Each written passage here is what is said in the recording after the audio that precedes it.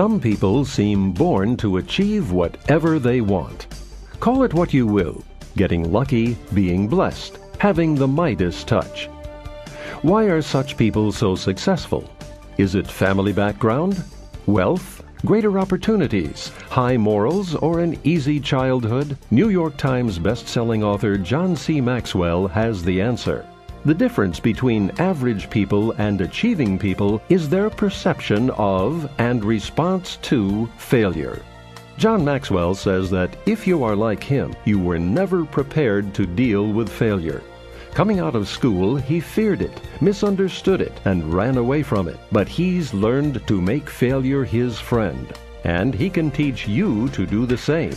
Failing Forward is the course on overcoming failure that was never offered in school. With his trademark warmth and humor, Maxwell teaches straightforward principles for overcoming failure and gives 15 solid steps to help you become the kind of achiever you've always wanted to be.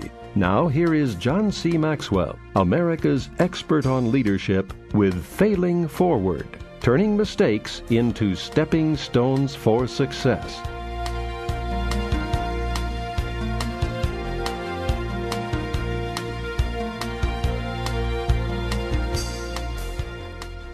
Chapter 1.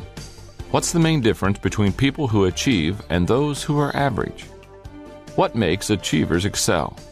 Why do some people skyrocket while others plummet?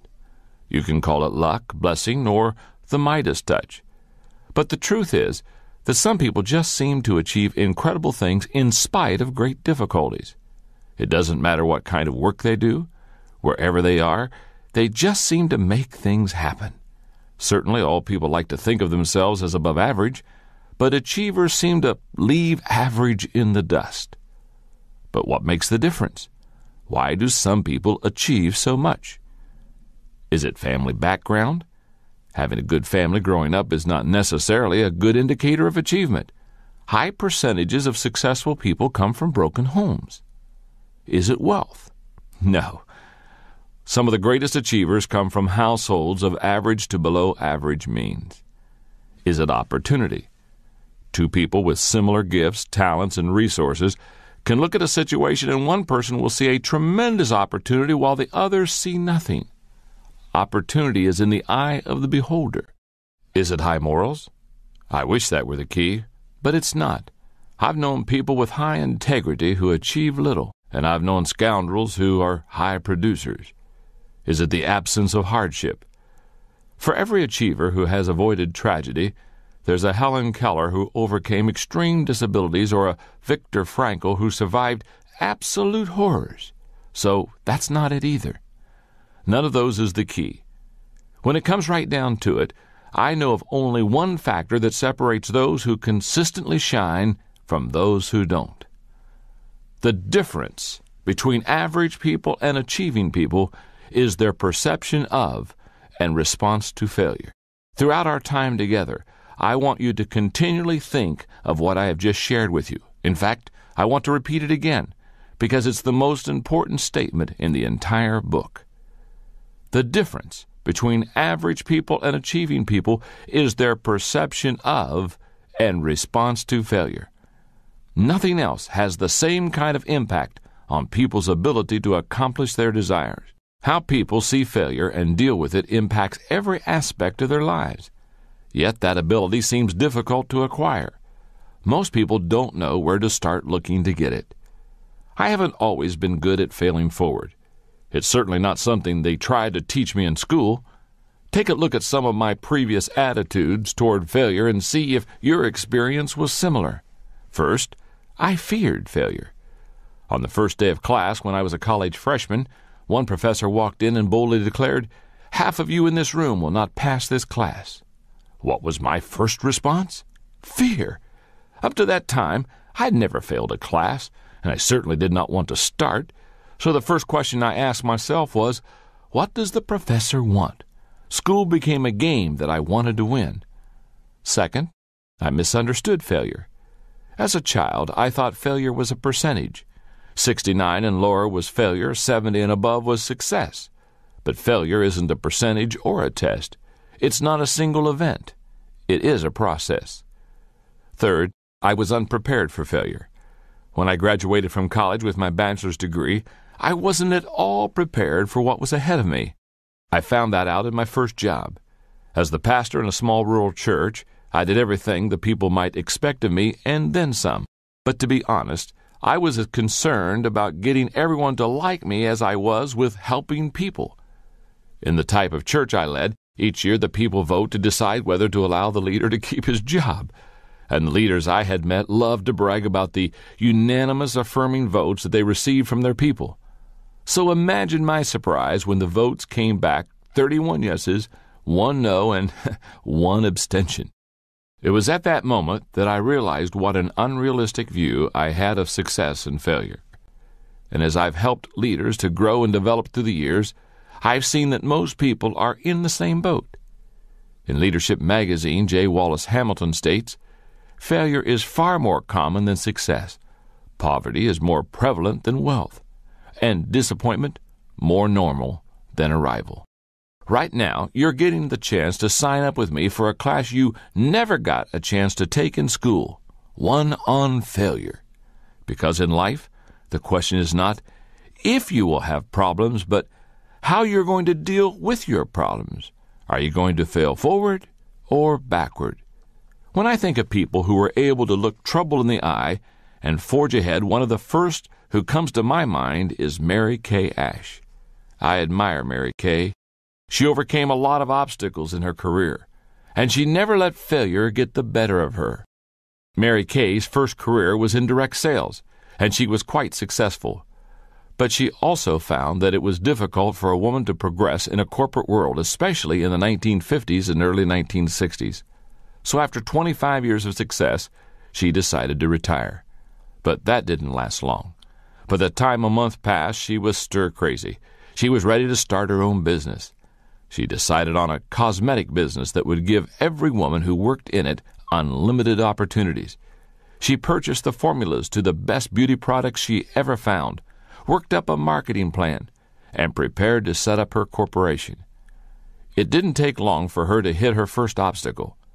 When she visited her attorney to set up her corporation, he insulted her and predicted her failure. She got similar treatment from her accountant.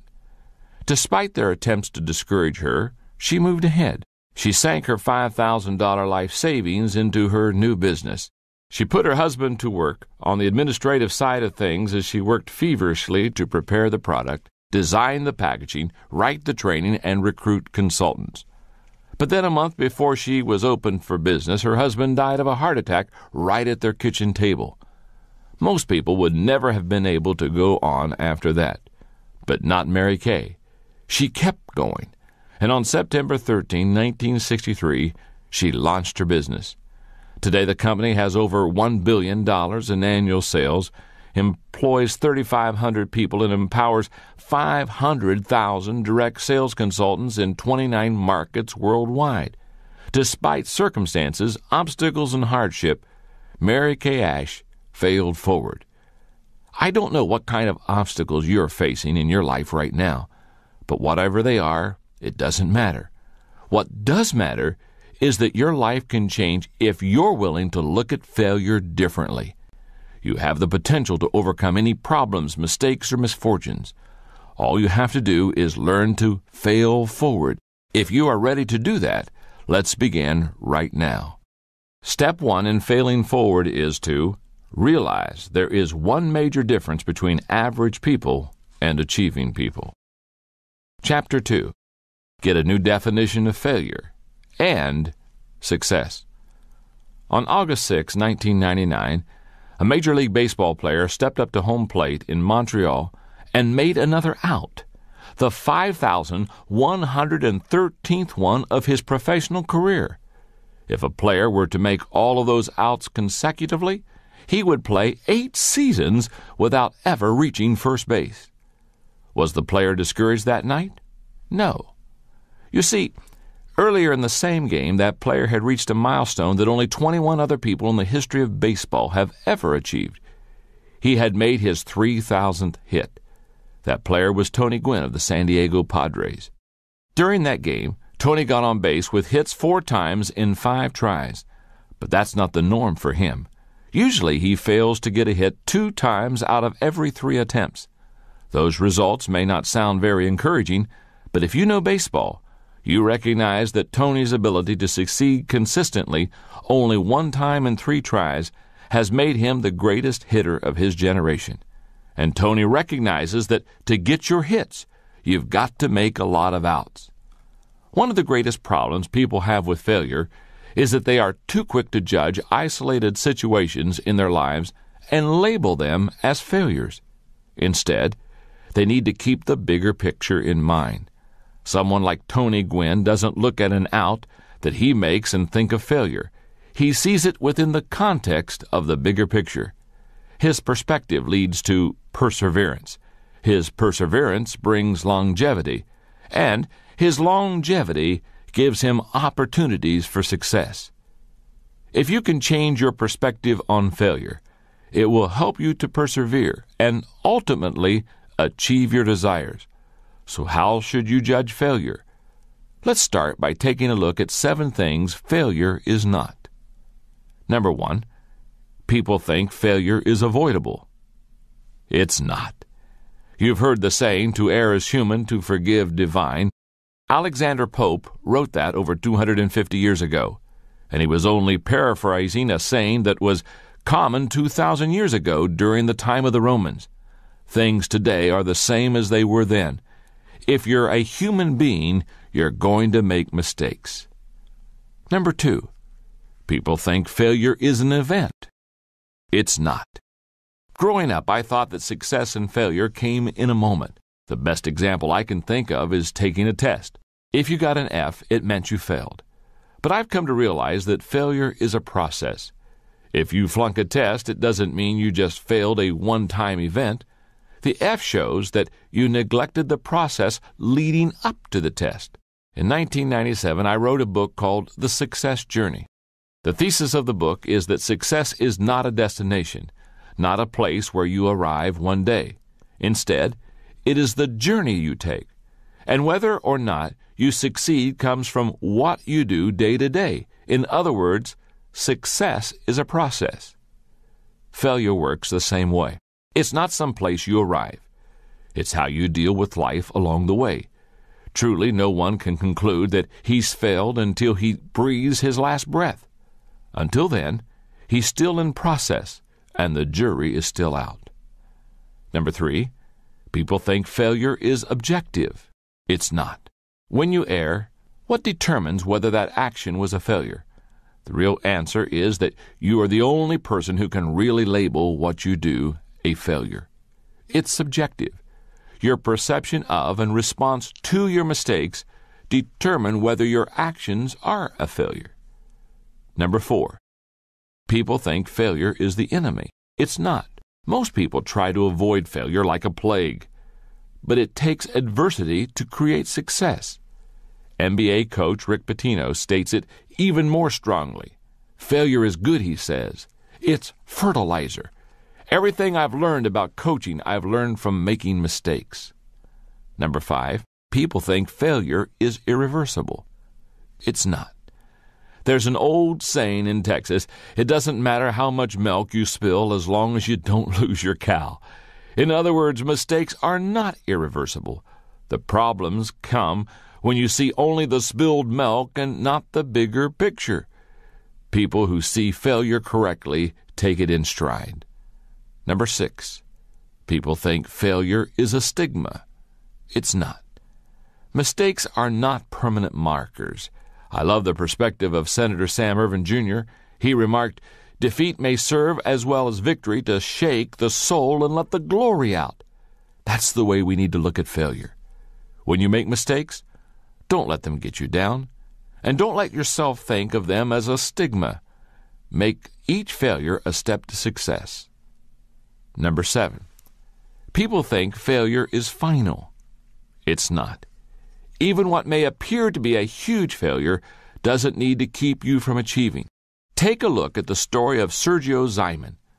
Zyman, who successfully introduced Diet Coke, was also the same person who introduced New Coke.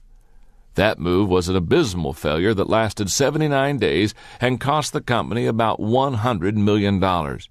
People hated New Coke, and it caused Simon to have to leave the company. But Simon's problems with New Coke didn't keep him down. Eventually, the return of Coca-Cola Classic made the company even stronger, and in 1993, Simon was hired back to the company. If you tend to focus on the extremes of success and failure, and to fixate on particular events in your life, try to put things into perspective.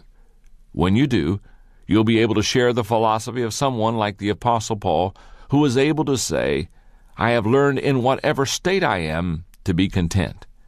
And that was saying a lot, considering that Paul was shipwrecked, whipped, beaten, stoned, and imprisoned. Throughout everything, his faith enabled him to maintain perspective. The terrible truth is that all roads to achievement lead through the land of failure. It has stood firmly between every human being who had a dream and the realization of that dream. The trouble many people have is that they believe the process is supposed to be easy. The great American inventor Thomas Edison observed that attitude among people. He said, "Failure is really a matter of conceit. People don't work hard because they imagine they'll succeed without ever making an effort. Most people believe that they'll wake up someday and find themselves rich. Actually, they've got it half right, because eventually they do wake up." Each of us has to make a choice. Are we going to sleep life away, avoiding failure at all cost? Or are we going to wake up and realize that failure is simply a price we pay to achieve success? If we learn to embrace that new definition of failure, then we are free to start moving ahead. Again, it's so important, let me repeat it. Failure is simply a price we pay to achieve success. And if we learn to embrace that new definition of failure, then we are free to start moving ahead. Recently, I had dinner with Truett Cathy, the founder of Chick-fil-A restaurant chain, and his story is a great illustration of the price someone paid to achieve success. Like many young men of his era, Truett went into the Army. When he was discharged in 1945, he was ready to pursue opportunity.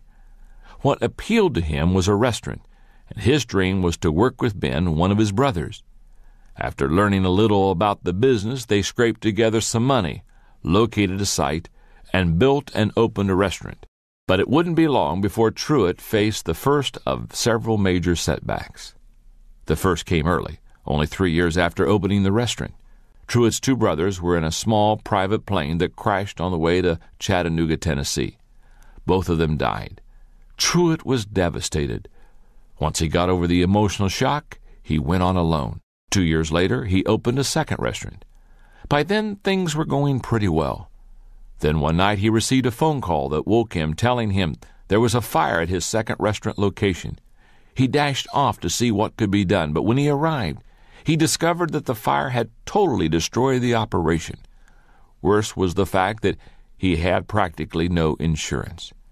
It wasn't but a few weeks later that Truett faced another debilitating setback.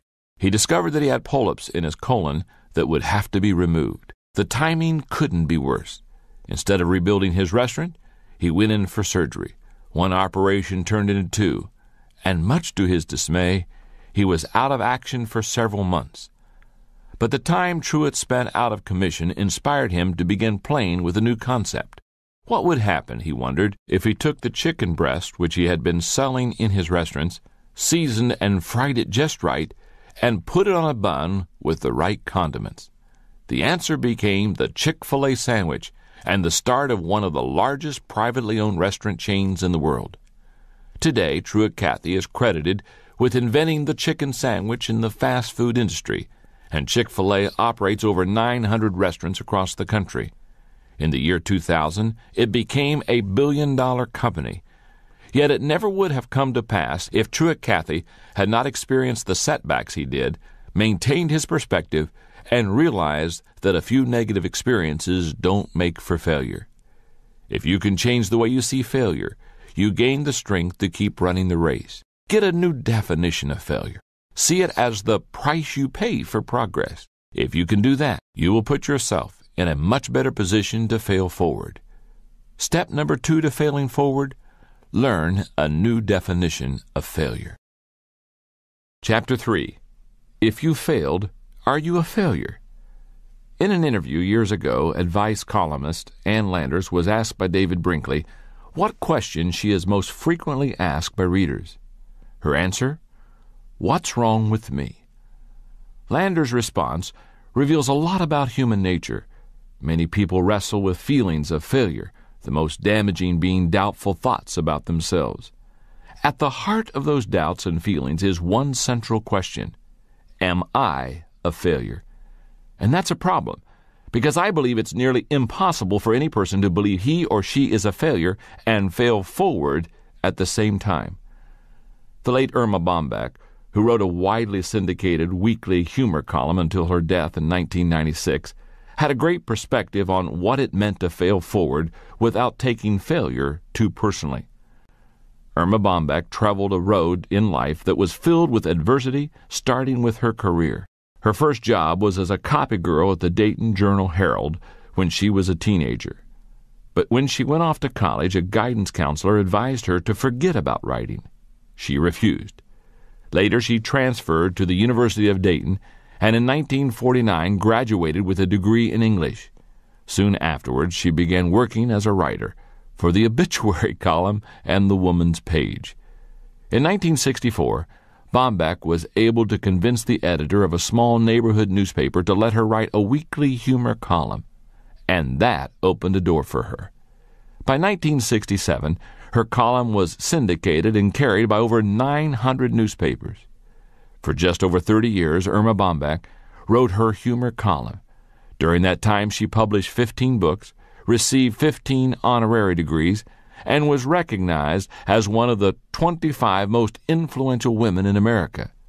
But during that span of time, she also experienced incredible trials, including infertility, breast cancer, a mastectomy, the death of 2 children, and kidney failure. But she wasn't shy about sharing her perspective on her life experiences. She said, "What you have to tell yourself is, I'm not a failure. I failed at doing something." Now, there's a big difference. Personally and career-wise, it's been a corduroy road. I've buried babies, lost parents, had cancer, and worried over kids. The trick is to put it all in perspective, and that's what I do for a living. That point of view kept Irma Bombeck going and writing through all the disappointments and pain.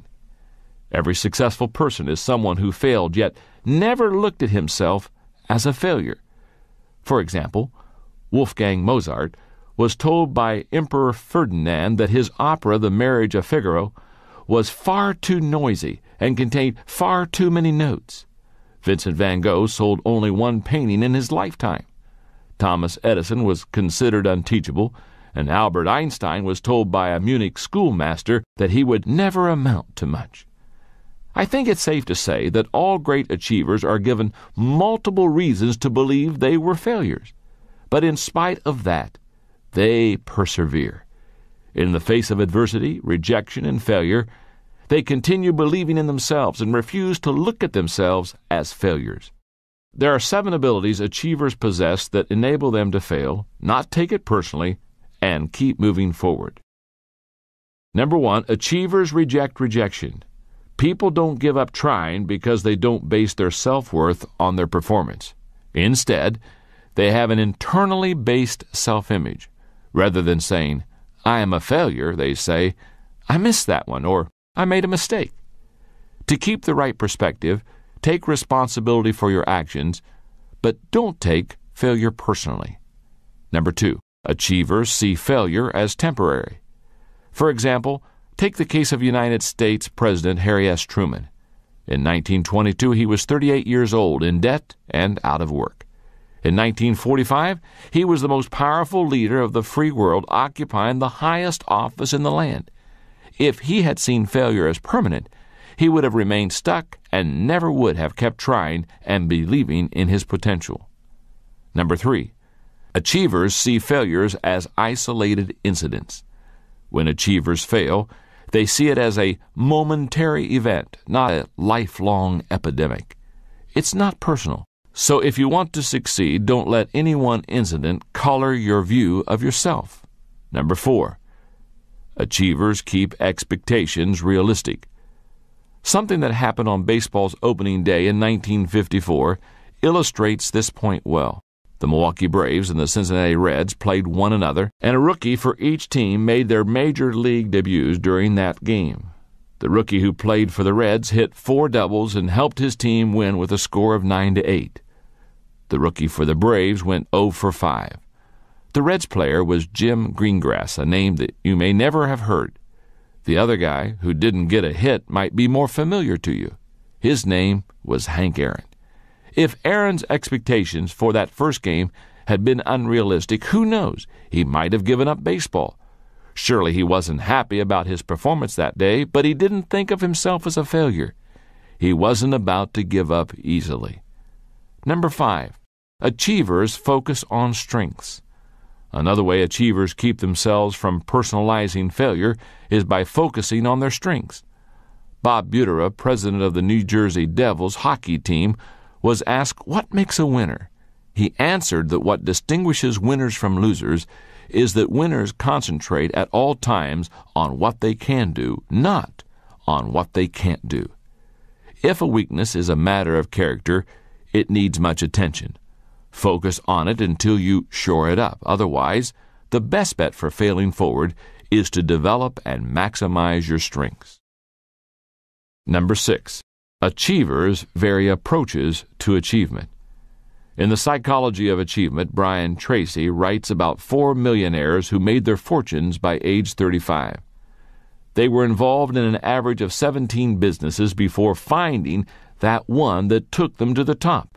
They kept trying and changing until they found something that worked for them. Achievers are willing to vary their approaches to problems. Number 7, achievers bounce back.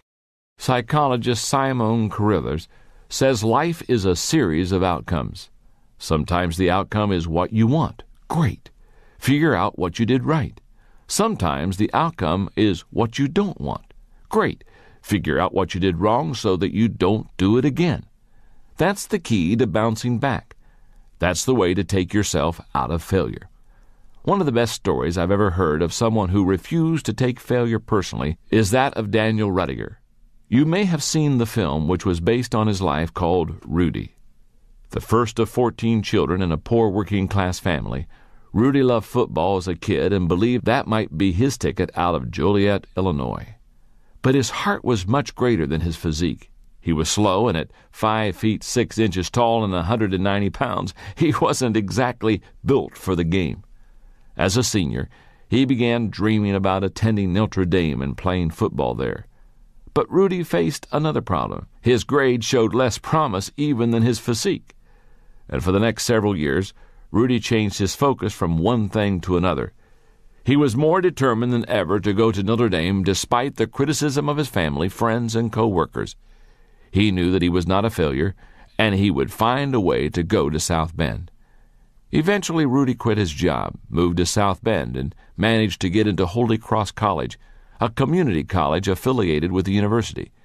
He attended the college for 2 years and earned a 4-point average every semester before Notre Dame accepted him. He entered his dream school at age 26, 8 years after graduating from high school. With 2 years of sports eligibility remaining, he went out for football. He made the team as a scrub, one of the warm bodies that they put in practice to keep the good players sharp. But Rudy worked hard anyway. And in the final game of his final season, Rudy got to live his dream by getting into a game as a player. In the movie, Rudy Rudiger gets in for only one play at the end of the game. But that's not how it really happened. In real life, he had 2 chances to get the quarterback. The first play, he was too anxious and didn't execute the play. He failed. But once again, Rudy didn't let his failure make him a failure. He was determined to fail forward. When they snapped the ball the second time, he put the moves he'd rehearsed in his mind on the guy over him, and he sacked the quarterback. Overjoyed, the team carried him off the field in celebration. Rudy says it's the only time that has happened to a player in the history of Notre Dame football. The great thing about Rudy's story is that he doesn't have the athletic ability of Michael Jordan, nor is he a genius like Mozart, Van Gogh, Edison, or Einstein. He's just a regular person like you and me. The only reason he's an achiever instead of average is that he refused to let failure get the better of him. He learned that no matter how many times you fail, it doesn't have to make you a failure. Step number 3 to failing forward: remove the you from failure. Chapter 4. You're too old to cry, but it hurts too much to laugh. Just about everyone has heard of the Wright brothers. But what you may not know is that the Wrights, unknown with no university education, were not the leaders in aviation. They were obscure at best, and another man was expected to put the first manned airplane into the air. His name was Dr. Samuel Langley, an accomplished thinker, scientist, and inventor. He had published several important works on aerodynamics, and he possessed a vision for achieving manned flight. In 1898, he approached the United States War Department for funding to design and build an airplane to carry a man aloft. And they gave him a commission of $50,000, a huge sum at that time. His success seemed inevitable. On October the 8th, 1903, Langley expected his years of work to come to fruition. As journalists and curious onlookers watched, Charles Manley, the engineer who built the plane's engine, strode across the deck of a modified houseboat and climbed into the pilot's seat of a craft called the Great Aerodrome. The full-size motorized device was perched atop a specially built catapult designed to initiate the aerodrome flight into the air. But when they attempted the launch, part of the aerodrome got caught, and the biplane was flung into 16 feet of water a mere 50 yards away from the boat. At first, Langley didn't let that failure or the accompanying criticism deter him. 8 weeks later, in early December, he and Manley were ready to attempt the flight again. They had made numerous modifications to the aerodrome, and once more Manley climbed in the cockpit from the houseboat's deck, ready to make history. But as before, disaster struck. This time the cable supports to the wing snapped as the plane was launched. The craft caught again on the launch rail, and it plunged into the river upside down. Manley nearly died. Langley said afterward, "I have brought to a close the portion of the work which seemed to be specifically mine." In other words, Langley had given up. Just 2 weeks later, Orville and Wilbur Wright, uneducated, unknown, and unfunded, flew their plane Kitty Hawk over the sand dunes of North Carolina. What happened in the life of Samuel Langley occurs in the lives of many people today. They allow failure to get the better of them emotionally, and it stops them from achieving their dreams. Let's face it, failure can be very painful, sometimes physically and more often emotionally. Seeing part of your vision fall flat really hurts. And if people heap ridicule on top of your own hurt feelings, you feel even worse. For many people, the pain of failure leads to fear of failure. And if fear overcomes you, it's almost impossible to fail forward. The inaction that results when people are stopped by fear takes on many forms. Here are the 3 most common ones I've observed. Number 1, paralysis. Some people simply stop trying to do anything that might lead to failure. President Harry S. Truman said, "The worst danger we face is the danger of being paralyzed by doubts and fears. People whose fear paralyzes them give up any hope of moving forward." Number 2, procrastination. Other people maintain the hope of progress but simply never get around to following through. Procrastination steals a person's time, productivity, and potential. As President John F. Kennedy said, "There are risks and costs to a program of action, but they are far less than the long-range risk and cost of comfortable inaction." Procrastination is too high a price to pay for fear of failure. Number 3, purposelessness. Tom Peters, co-author of In Search of Excellence, says there's nothing more useless than someone who comes to the end of the day and congratulates himself saying, "Well, I made it through the day without screwing up." Yet that's what many people who fear failure do. Rather than pursuing worthy objectives, they avoid the pain of making mistakes. And in the midst of that transition, they lose sight of any sense of purpose that they might have once possessed. As fear of failure and the resulting inactivity compounds, people exhibit additional negative side effects like self-pity, excuses, misused energy, and feelings of hopelessness. Many people are unable to overcome their fear because they focus on the wrong thing. They believe that what started their cycle of fear is the thing they should avoid to end it. But the problem is, you can't avoid fear, and you can't wait for motivation to get you going. To conquer fear, you have to feel the fear and take action anyway. Playwright George Bernard Shaw said, "A life spent in making mistakes is not only more honorable but more useful than a life spent doing nothing." To overcome fear, you have to be willing to know that much of your life will be spent making mistakes.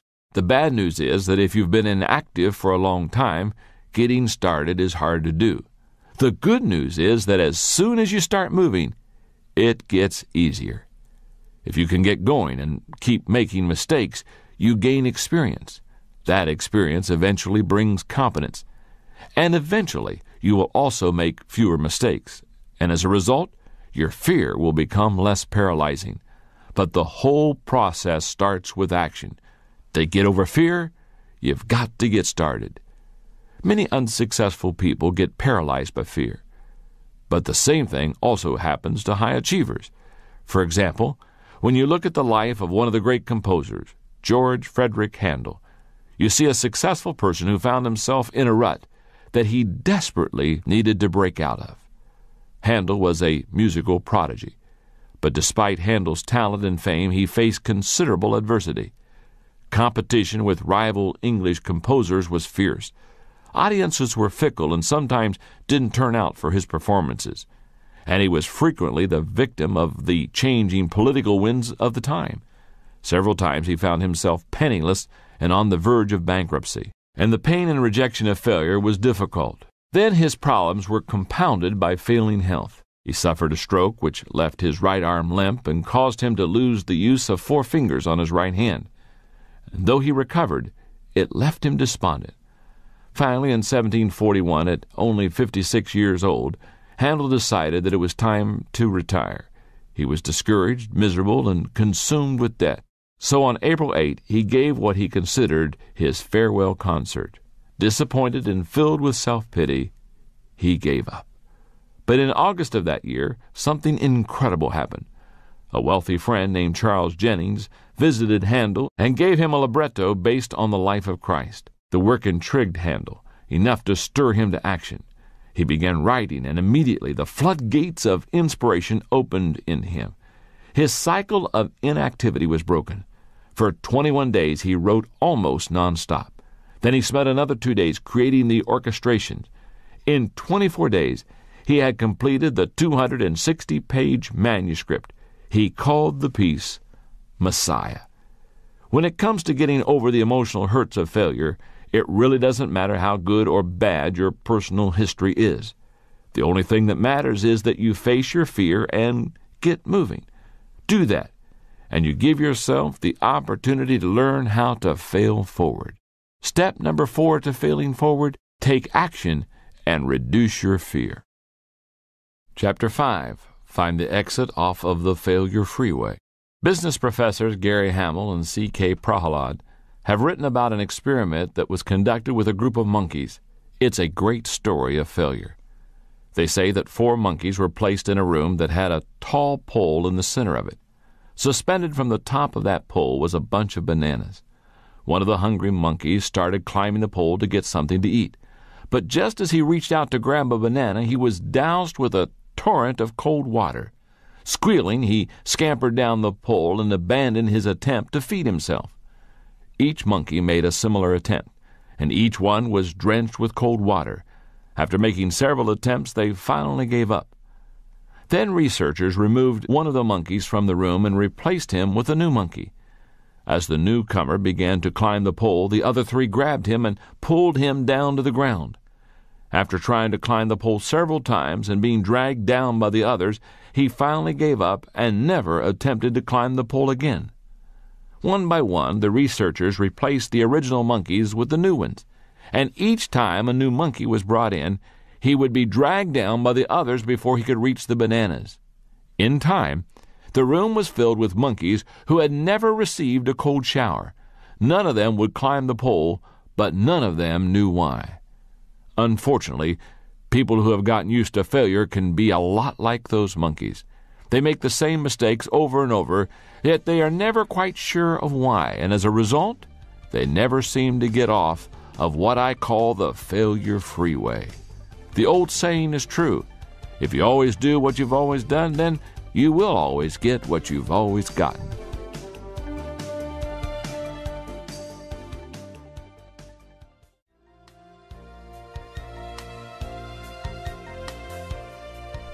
What starts people down the failure freeway is a common mistake, failure, or mess-up. But people who stay on the failure freeway don't think that it's their fault. They see every obstacle or error as somebody else's fault, and as a result, they generally respond in one or more of the following ways. Number one, they blow up. One of the reactions to failure that keeps people driving on the failure freeway is anger. You've probably seen it. People make a minor mistake and angrily overreact to it, taking out their frustration on themselves or others around them. But if a person doesn't govern his temper, it will govern him. Number two, they cover up. People's desire to make sure others don't see their mistakes isn't always so humorous. For example, take the case of Nicholas Leeson. In 1995, the 28-year-old worked for the British bank Barings. He controlled huge amounts of money for the organization, which he tried to increase through what's called casino-style investing. When Leeson's dealings resulted in huge losses, he covered them up and made even riskier trades to try to recoup his losses. Ultimately, his actions cost Barings $1.3 billion. He single-handedly put one of the oldest banks in the world out of business. It's in the nature of people to try to cover up their mistakes. That tendency is as old as Adam and Eve in the Garden of Eden. But anyone who wants to get off the failure freeway needs to fess up rather than cover up. Number three, they speed up. People who are particularly stubborn will sometimes try to leave their troubles behind by working harder and faster, but without changing their direction. They're like the person trying to get the square peg into the round hole, who first tries to place the peg into the hole and then tries to shove it in, then takes a hammer and tries to pound it in. They're working hard but getting nowhere. Number four, they back up. When my wife Margaret and I were raising our two children, we found that our son had a mind and a will of his own. And when he did something wrong, his first move was to lie. Then he'd back up and try to cover it up. I can still picture his offended expression as he emphatically denied having eaten the chocolate candy, with his 9-year-old face smeared with chocolate. Margaret and I worked very hard to break him of that inclination. I'm relieved that today my boy Joel is a man, and when he's wrong he admits it. And that's good, because nobody can exit off the failure freeway if he keeps backing up. Number five, they give up. If you stay on the failure freeway long enough, you eventually slow up. It's similar to what happens on the Interstate 285 loop around my hometown of Atlanta at rush hour gridlock. And that's when a lot of people simply give up. Personal growth expert Paul J. Meyer believes that 90% of all those who fail are not actually defeated, they simply quit. There's really only one solution to the gridlock you find on the failure freeway, and that's to wake up and find the exit. To leave the road of continual failure, a person must first utter the three most difficult words to say: I was wrong. He has to open his eyes, admit his mistakes, and accept complete responsibility for his current wrong actions and attitudes. Every failure you experience is a fork in the road. It's an opportunity to take the right action, learn from your mistakes, and begin again. The only way to exit the failure freeway and see the new territory of achievement is to take full responsibility for yourself and your mistakes. As Michael Korda, editor-in-chief of Simon & Schuster, says, success on any major scale requires you to accept responsibility. In the final analysis, the one quality that all successful people have is the ability to take on responsibility. The fight to take responsibility occurs within, and rarely does talent, intelligence, or opportunity make the difference in whether a person wins that battle. What it takes is character. That's why Stuart B. Johnson said that our business in life is not to get ahead of others, but to get ahead of ourselves. But unfortunately, not everyone learns the lesson of accepting responsibility for their actions. One of the most unusual stories I've ever encountered about someone on the failure freeway is that of Rosie Ruiz. Back in 1980, she was the first woman to cross the finish line of the Boston Marathon with the third fastest woman's time ever. But from the moment that she finished the race, people were suspicious of her victory. The person most shocked was Jacqueline Garrow. Though not favored to win the race, Garrow had been training to run it for 3 years. And during the course of the race, she had pulled ahead of all the other women. But about a mile from the finish line, another woman suddenly appeared, running ahead of her. And that other woman, Ruiz, finished before her and was declared the woman's winner. The race officials were suspicious, and they immediately began to investigate. They found that Ruiz had qualified for the Boston Marathon by obtaining a fraudulent qualifying finish for the New York Marathon. They surmised that in the Boston race, Ruiz had simply jumped into a group of runners a mile from the finish line, never suspecting that she was actually ahead of all the other women. The Boston Athletic Association disqualified her, and a week later, they awarded Garrow the winner's medal. What's most amazing that is even years later, Ruiz still hadn't learned from her mistake. At a 10-kilometer race in Miami, Garrow saw Ruiz and tried to talk to her to clear the air, but Ruiz denied ever cheating in Boston. 2 years after her appearance in the Boston Marathon, Ruiz was arrested and charged with stealing cash and checks from her employer. A year later, she was convicted for trying to sell 2 kilos of cocaine to an undercover police officer. As Sir Josiah Stamp said, "It is easy to dodge our responsibilities, but we cannot dodge the consequences." I don't know what Rosie Ruiz is doing today. Back then, Ruiz was doing a lot of moving, but she wasn't getting anywhere. Let's hope that she finally found the exit off of the failure freeway.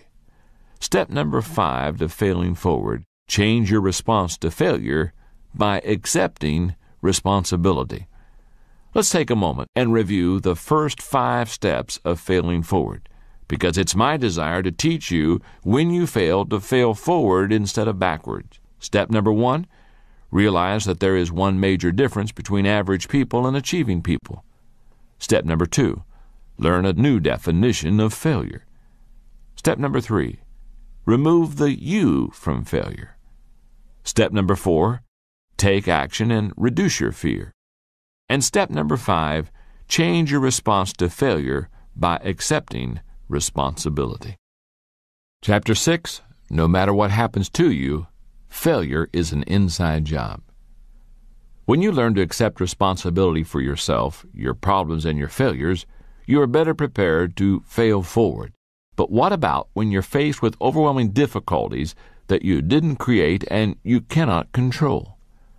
At no time in life are people more prone to allow failure to make them give up than when external circumstances cause extreme hardship or grief. But ultimately, no matter whether the difficulty is self-created or comes from somewhere outside of you, failure is created within the person. It is always an inside job.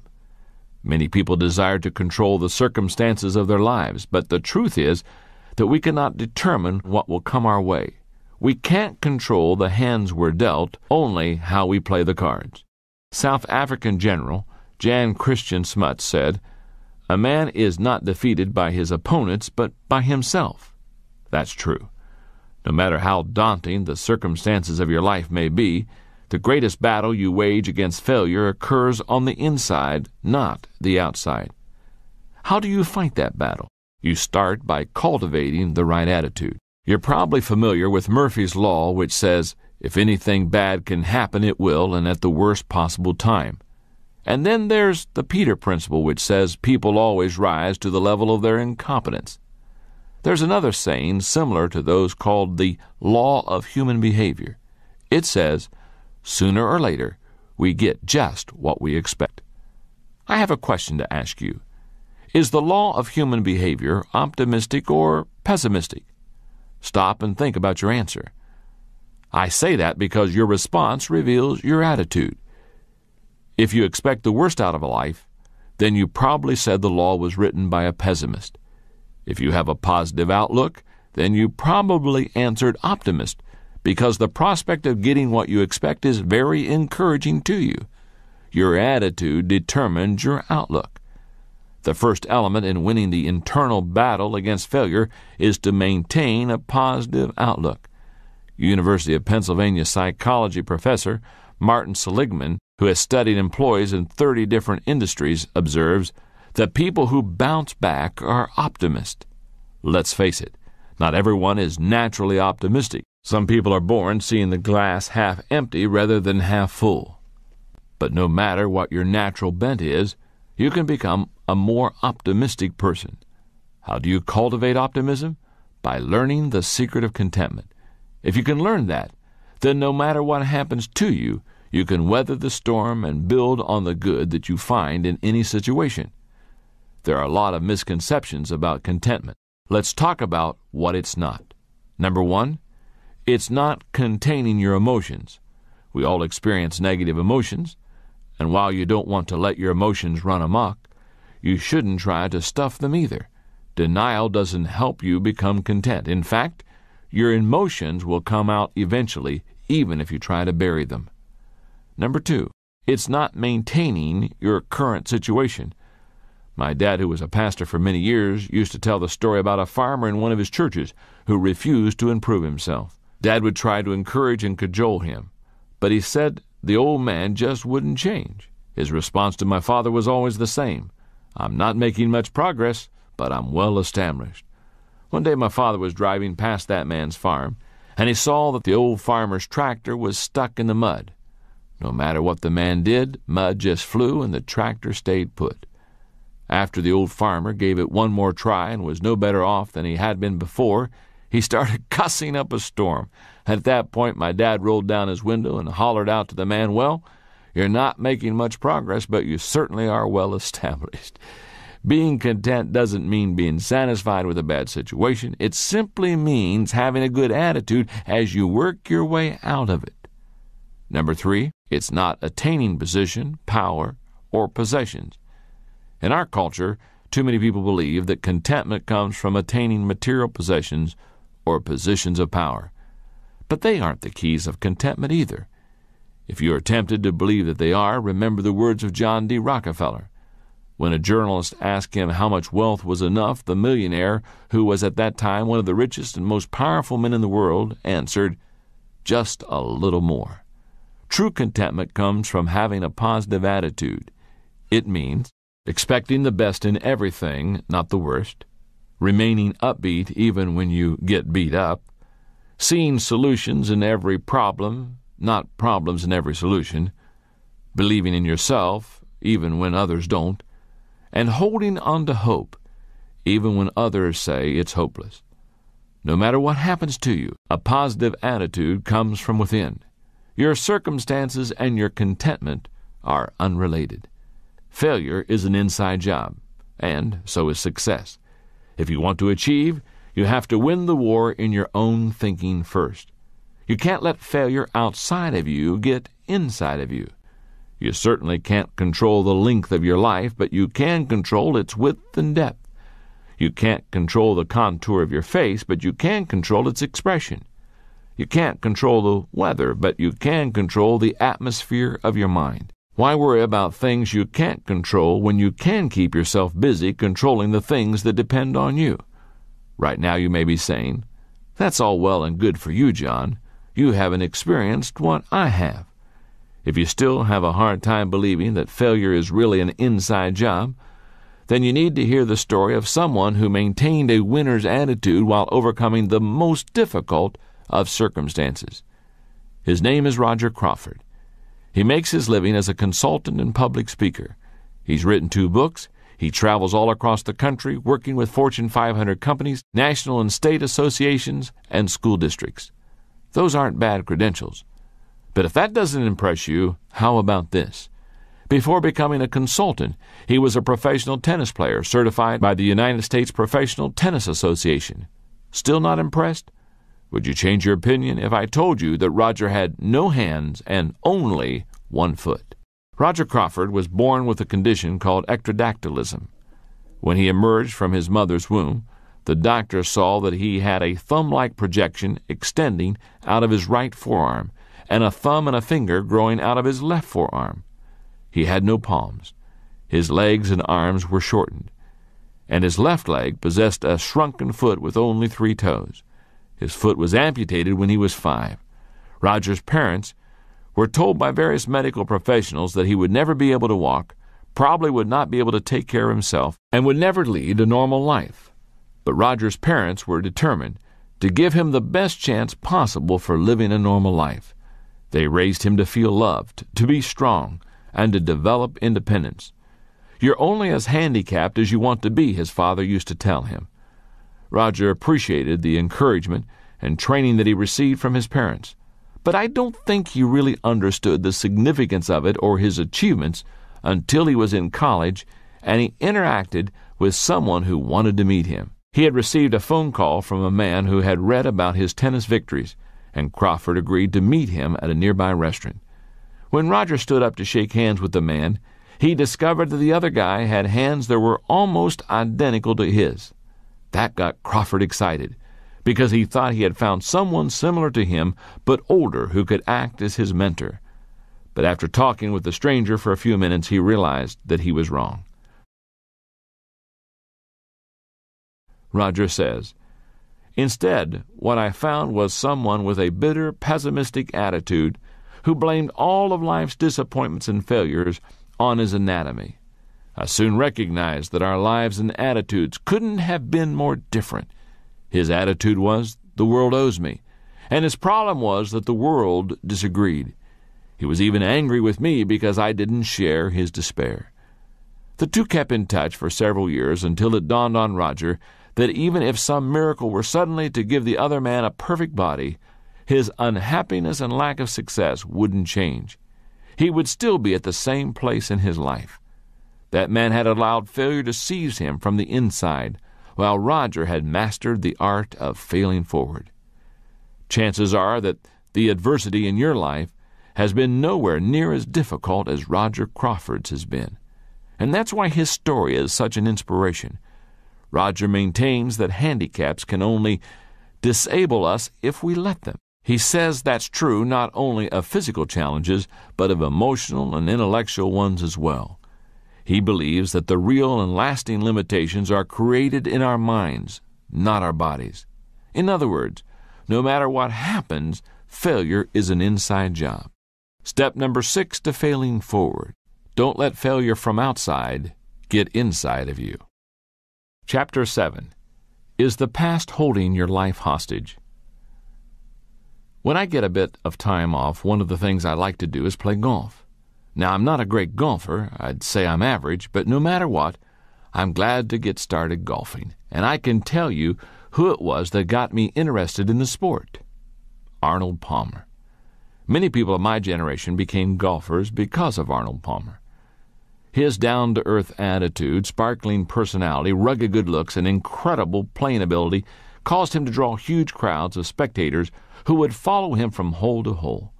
Back then they were dubbed Arnie's Army, and it seemed they'd follow him anywhere to get a chance to see the man they called the King perform on the course. It was a first for golf, and it was sure fun to watch. One of the things about golf is that anyone can have a really bad hole, even a Hall of Famer like Arnold Palmer. The key to playing through it is to forget about your bad shots.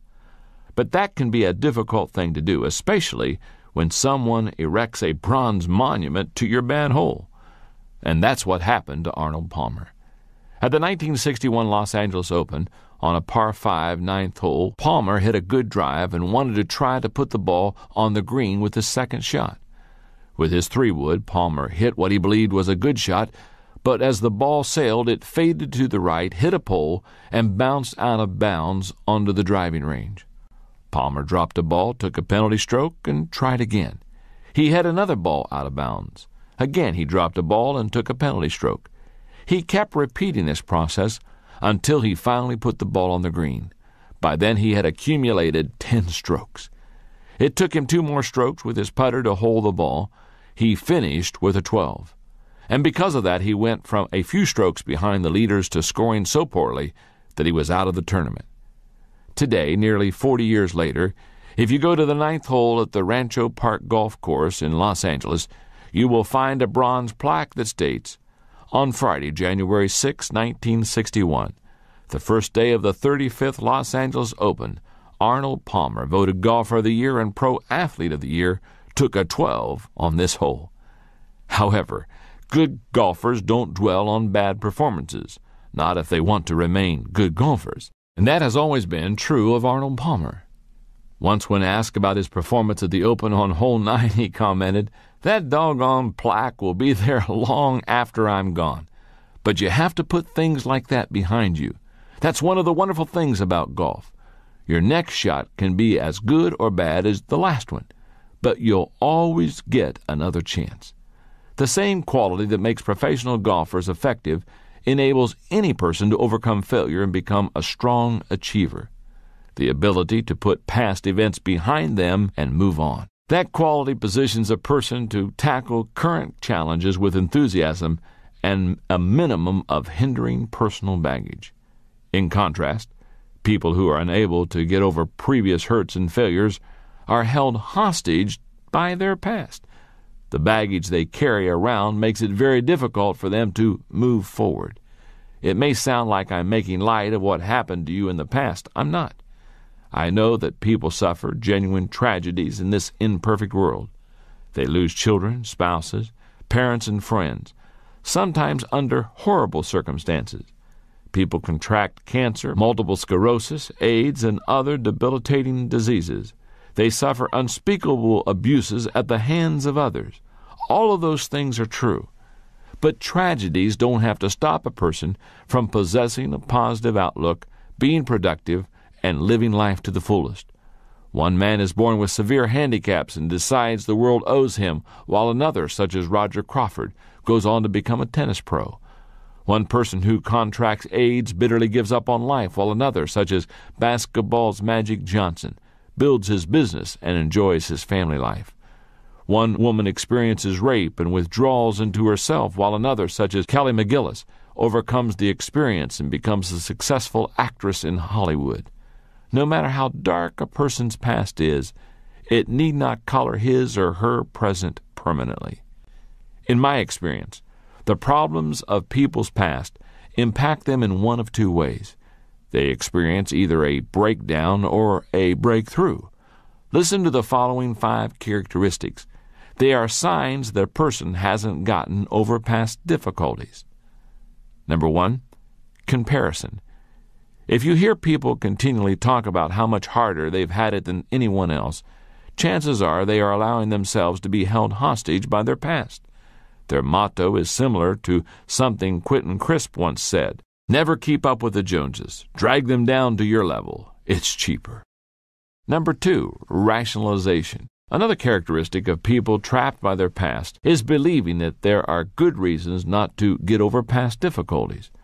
The problem is that rationalizing creates a fog that hinders people from finding solutions to their problems. Excuses, no matter how strong, never lead to achievement. Number 3, isolation. Some people withdraw due to their past hurts. For many, it's like a natural reflex that kicks in for self-protection. It is especially sad when people who are naturally outgoing isolate themselves due to their past, because they become especially miserable. Number 4, regret. One of the greatest hindrances to living life in the present is regret. It saps a person's energy and leaves little that enables him or her to do anything positive. Number 5, bitterness. Anyone who doesn't get past the problem or the pain of the past eventually becomes bitter. It is the inevitable consequence of not processing through old injuries and tragedies. But no matter what you've experienced, remember this. There are people who had it better than you, but who have done worse. And there are people who have had it worse than you, but who've done better. The circumstances really have nothing to do with getting over your personal history. Past hurts can make you bitter or better. The choice is yours. Every major difficulty you face in life is a fork in the road. You choose which track you will head down toward breakdown or breakthrough. It is a turning point, but you determine which way you will turn. If you've been badly hurt, then start by acknowledging the pain and grieving any loss that you may have experienced. Then forgive the people involved, including yourself if needed. That will help you move on. I understand that it may be very difficult to go through this process, but you can do it.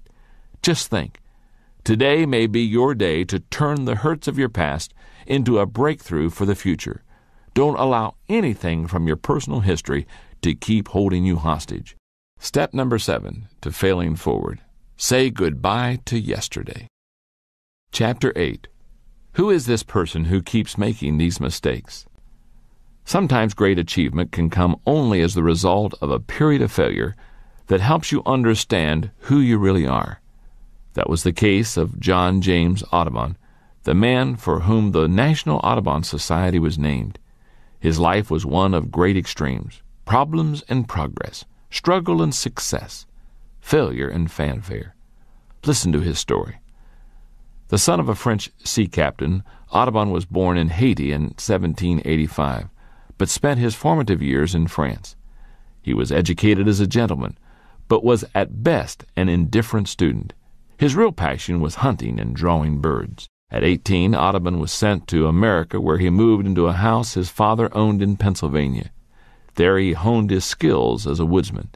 He continued hunting and drawing wildlife, and it wasn't long before he met and developed a relationship with a neighboring family named the Bakewells. That had a significant impact on his life. First, he fell in love with one of the family's daughters, Lucy, and second, in 1807, he started working in the counting house of Benjamin Bakewell's import company. That was the start of what would become an abysmal career in business. Over the next 15 years, Audubon embarked on a series of unsuccessful ventures. His first venture, which dealt in indigo dye, lost him a small fortune. He then worked in the import business for a while, but after meeting no success, decided to try his hand at retail trade. With another young businessman, he set up shop in Louisville, Kentucky, but 6 months later the two had only minimal success. They decided to move their location to Missouri in hopes of getting more business. Audubon only lasted 6 more months in that endeavor. He sold his share in the shop to his partner and went in search of another opportunity. In 1811, he tried his hand at the import business. He and his brother-in-law established a commission house in New Orleans importing goods from England. Unfortunately, they did this on the eve of the War of 1812, and their business failed. So Audubon went back to work in trading goods. He saw some success there, but then made the poor decision to open a steam sawmill and gristmill in an area that could not support such a large operation. In 1819, the business had gone bankrupt. All through the years, 2 things had remained constant in Audubon's life: hunting and art. Now he had to rely on both to survive. His gun put food on the table for his small family, and he drew portraits on commission to bring in money. By default, rather than design, his hobby became his means of support. It was then, in 1820, that Audubon had what he called his great idea. He decided to create a comprehensive and complete printed collection of all American birds based on his paintings. They would be life-size and shown in their natural surroundings. For the next few years, he traveled and added more painted birds to his portfolio, while Lucy worked as a tutor and a governess in Louisiana. In 1826, when he had enough material, Audubon sailed to Liverpool, England, and immediately met with great success. It didn't take long for Audubon to get connected with engraver Robert Havell, and together they began printing the remarkable Birds of America, a series of 100 color plates in a large 29 by 39-inch format. Nothing else like it had ever been created, nor has any other book of prints since been so revered. In all, they printed about 200 copies of that first edition. Today, it's considered a masterpiece. An original Birds of America, which sold for $1,000 in the 1820s, is now worth about $5 million. John James Audubon was unsuccessful for most of his life. It took him until he was 35 years old to figure out what his problem was. Himself. He was a terrible businessman, and he didn't belong in trade. It didn't matter how many times he changed locations, partners, or business types. Not until he understood and changed himself did he have a chance at success. Evangelist D.L. Moody was once asked which people gave him the most trouble. His response was, "I've had more trouble with Dwight L. Moody than any other man alive." Television host Jack Parr echoed the same thought when he said, "Looking back, my life seems like one long obstacle race, with me as its chief obstacle." If you are continually experiencing trouble or facing obstacles, then you should check to make sure that you are not the problem. People don't like to admit that they need to change, and if they are willing to alter things about themselves, they usually focus on cosmetic changes. Why are people so hesitant to change? I believe that some, like Audubon, believe they are supposed to pursue a particular course of action, even though it doesn't suit their gifts and talents. And when they are not working in areas of strength, they do poorly. Others are not self-aware and don't even know what their strengths are. The psychologist Sheldon Kopp says, all of the significant battles are waged within the self. To have an opportunity to reach your potential, you must know who you are and face your flaws. Allow me to help you do that. Go through the following process. First, see yourself clearly.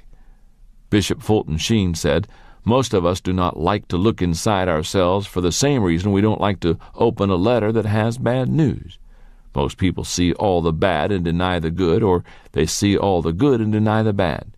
To reach your potential, you must see both." Second, admit your flaws honestly.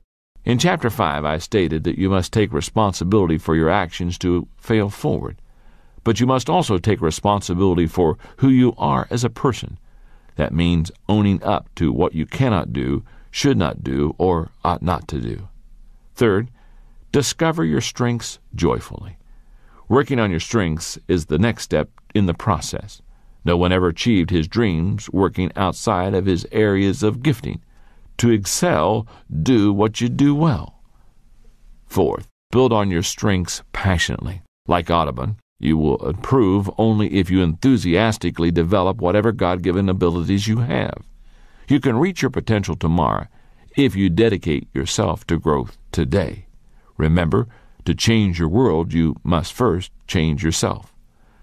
One of the greatest stories of change that I know of personally involves someone very close to me in my organization, the Enjoy Group, and it's my assistant, Linda Edgars. If you've ever heard me speak in person, then you've probably heard me talk about Linda. I believe Linda is the finest executive assistant in the country, but I haven't always felt that way about her.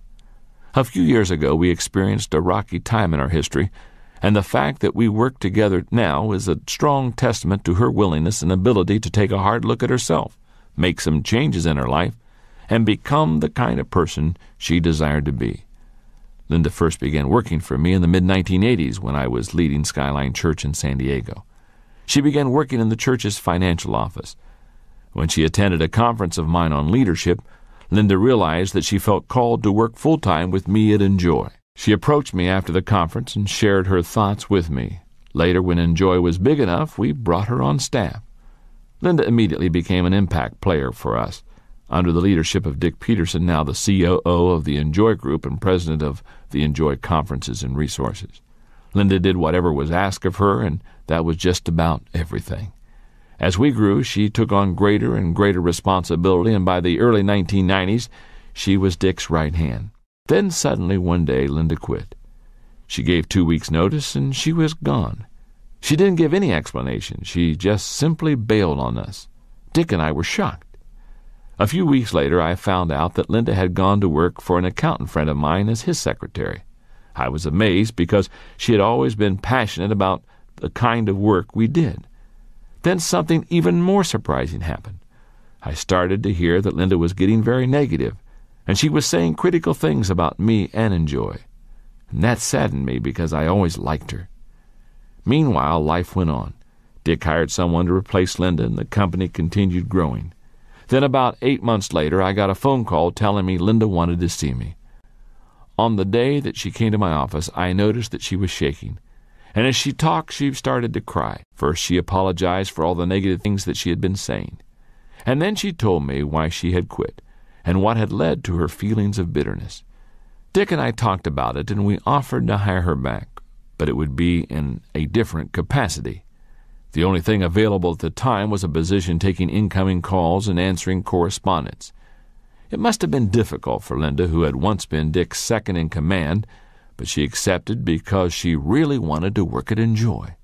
And for 3 years, Linda worked hard and did everything asked of her with excellence and a positive attitude. And over time, she began to assist Dick more and more. When I left the pastorate at Skyline in 1995 to devote myself full-time to the Enjoy Group, I needed to hire a new assistant, and one of the people I considered was Linda. I knew she was highly competent. The only issue I needed to settle was whether I could trust her unconditionally. It didn't take me long to settle the issue.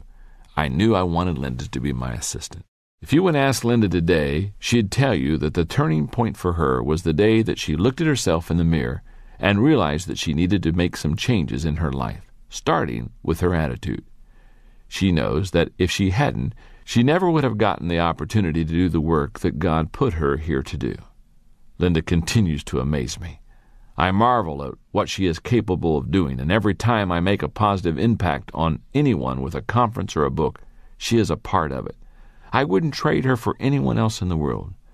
As you read this, if you're not happy with your current job, family situation, or life, look first at what you can change in yourself before trying to alter your circumstances, and recognize that not realizing what you want is a problem of knowledge. Not pursuing what you want is a problem of motivation. Not achieving what you want is a problem of persistence. If you know who you are, make the changes you must in order to learn and grow, and then give everything you've got to your dreams. You can achieve anything your heart desires. Step number 8 to failing forward. Change yourself, and your world changes. Chapter 9. Get over yourself. Everyone else has. One of the biggest changes that must be made by people who desire to fail forward is turning their attention away from themselves and toward helping others. You could call that process getting over yourself. A few years ago, I saw a wonderful movie called Mr. Holland's Opus that beautifully illustrated that whole process. The movie is the story of Glenn Holland, a young musician who desires to make it to the big time as a composer. But when money gets tight and he needs to take care of his family, he reluctantly seeks employment as a teacher. That job, which he takes only on a temporary basis, becomes his life. Through the course of the movie, he discovers that he wants to share his love for music with his students, and in the process, he discovers himself. The pivotal point of the movie comes when Mr. Holland's teaching position gets eliminated due to cutbacks, and he suddenly realizes he has reached middle age. In that moment, he knows that he has forever missed his chance to pull up roots, go to New York, and take his symphony with him, which he has been writing in his spare moments for the last 20 years. Despondent and feeling rejected, he believes he has wasted his life. He is depressed and on the verge of bitterness as he leaves his classroom. He ambles dejectedly down the hall, preparing to walk out of the school for the last time. That's when he hears something in the auditorium. When he checks to see what it is, he discovers dozens and dozens of students whose lives he changed during all his years of teaching. That group even includes the governor of the state, whose life took a major turn for the better under his mentoring. Many people believe that touching the lives of others can only be done by some elite group of specially gifted people. But that's not the case. Any ordinary person, just like Glenn Holland in the movie, can make a positive impact on the lives of others. Certain unsuccessful people tell themselves that as soon as they achieve considerable success or discover some unseen talent, they will turn their attention to making a difference in the lives of others. But I have news for them. Many people who struggle with chronic failure do so because they think of no one but themselves. They worry about what other people think of them. They scramble to make sure no one gets the better of them. They continually focus on protecting their turf. If you have a history of repeated failure and you dedicate most of your time and energy on looking out for number one, you may be someone who needs to learn a new way of thinking, where others come first. If you suspect that a selfish streak is preventing you from achieving your goals and dreams, you may need to change and improve your approach to success. First, you need to think about others rather than yourself. One of the greatest causes of negative thinking and poor mental health is self-absorption. Selfishness ultimately hurts not only the people around a self-focused person, but also the selfish person, him or herself. It inclines the person toward failure because it keeps him in a negative mental rut. That is the reason that Dr. Carl Menninger responded the way he did when someone asked, "What would you advise a person to do if he felt a nervous breakdown coming on?" Most people expected him to reply, "Consult a psychiatrist," since that was his profession. To their astonishment, Menninger replied, "Lock up your house, go across the railway tracks, find someone in need, and do something to help that person." My friend Kevin Myers says, "Most people are too insecure to give anything away." I believe that's true. Most people who focus all their attention on themselves do so because they feel that they're missing something in their lives, so they're trying to get it back. Developing a giving spirit, as Menninger implies, helps a person to overcome some of those feelings of deficiency in a positive and healthy way.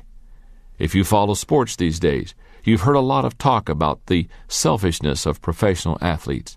The recent criticism has been especially harsh toward pro basketball players because the feeling is that too many players possess a me-first mentality.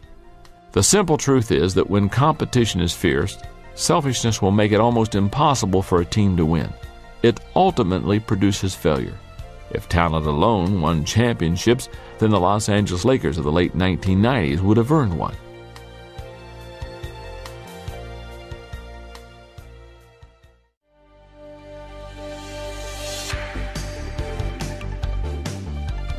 Fortunately, all the stories out of the NBA aren't about selfishness and failure.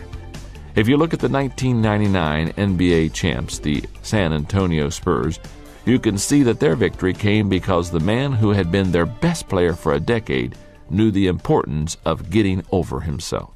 The person I'm referring to is David Robinson, the 7 feet 1 inch tall center for the Spurs.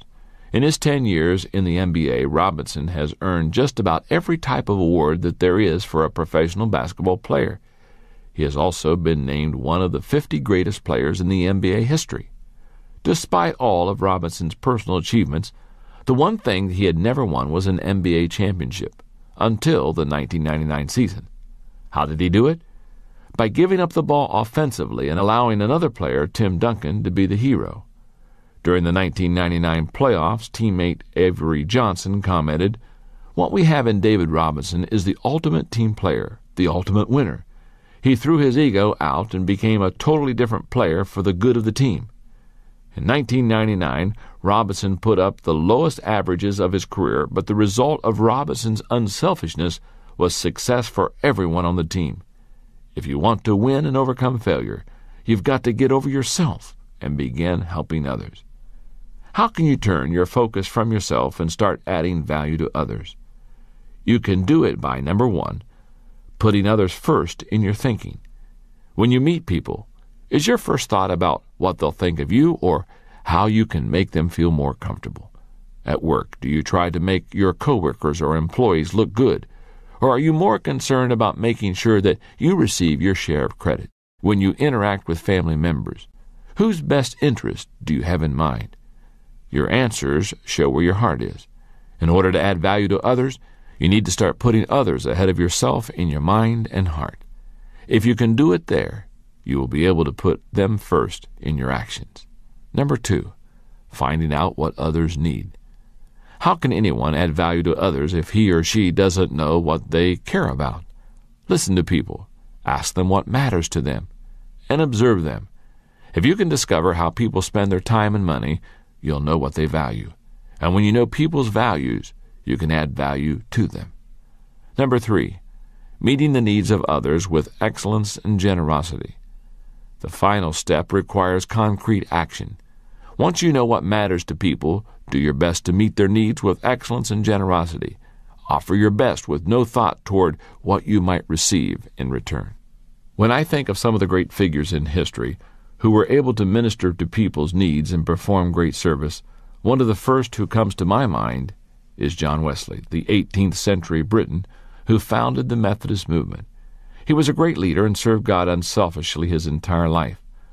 But there's someone else in his family whom I consider to have been more selfless than he, and in fact made his achievements possible through her service.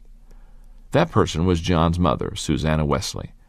At age 19, she married Samuel Wesley, a young clergyman who came to be regarded as one of the finest scholars of his day. They set up their household and they began their life together. Before long, Susanna bore them their first child, and then many more followed. Unfortunately, their hopes were greater than their prospects, and they spent nearly 50 years of marriage together, barely scraping by financially.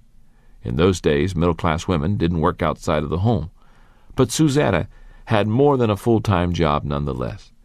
She dedicated herself selflessly to caring for her family. She ran the household, managed the finances, and oversaw their modest farming efforts. And she did this while continuing to have numerous children. Over the course of 21 years, she gave birth to 19 children, and 10 of them survived. Despite all the work that Susanna Wesley performed for her family, the most important thing she did was educate her children. For 6 hours every day except Sunday, she dedicated herself to the moral and intellectual instruction of her 3 sons and 7 daughters. She made it the object of her life. Her acts were incredibly selfless, and in the process she had given up a lot. But the results found in her children speak for themselves. Charles was an influential clergyman and has been called one of the greatest hymn writers of all time. And John is considered by many to have shaped England more than any other person of his generation. In our current times, you may not be able to give your family the kind of time Susanna Wesley did, but that's not important. What matters is that you give all you can to the people who are important to you. And you can only do that if you learn to get over yourself. Be more concerned with what you can give rather than what you can get, because giving truly is the highest level of living. Step number 9 to failing forward. Get over yourself and start giving yourself. Chapter 10. Grasp the positive benefits of negative experiences. Working artists David Bayless and Ted Orland tell a story about an art teacher who did an experiment with his grading system for 2 groups of students. It is a parable on the benefits of failure. Here's what happened. The ceramics teacher announced an opening day that he was dividing the class into 2 groups. All those on the left side of the studio, he said, would be graded solely on the quantity of work they produced. All those on the right side solely on its quality. His procedure was simple. On the final day of class, he would bring his bathroom scales and weigh the work of the quantity group. 50 pounds of pots received an A, 40 pounds a B, and so on. And those being graded on quality, however, needed to produce only 1 pot, albeit a perfect one, to get an A. Grading time came, and a curious fact emerged. The works of the highest quality were all produced by the group being graded for quantity. It seems that while the quantity group was busily churning out piles of work and learning from their mistakes, the quality group had sat theorizing about perfection, and in the end had little more to show for their efforts than the grandiose theories of a pile of dead clay. It doesn't matter whether your objectives are in the area of art, business, ministry, sports, or relationships. The only way you can get ahead is to fail early, fail often, and fail forward. I teach leadership to thousands of people each year at numerous conferences. And one of my greatest concerns is always that some people will go home from the event and nothing will change in their lives. They enjoy the show but fail to implement any of the ideas that were presented to them.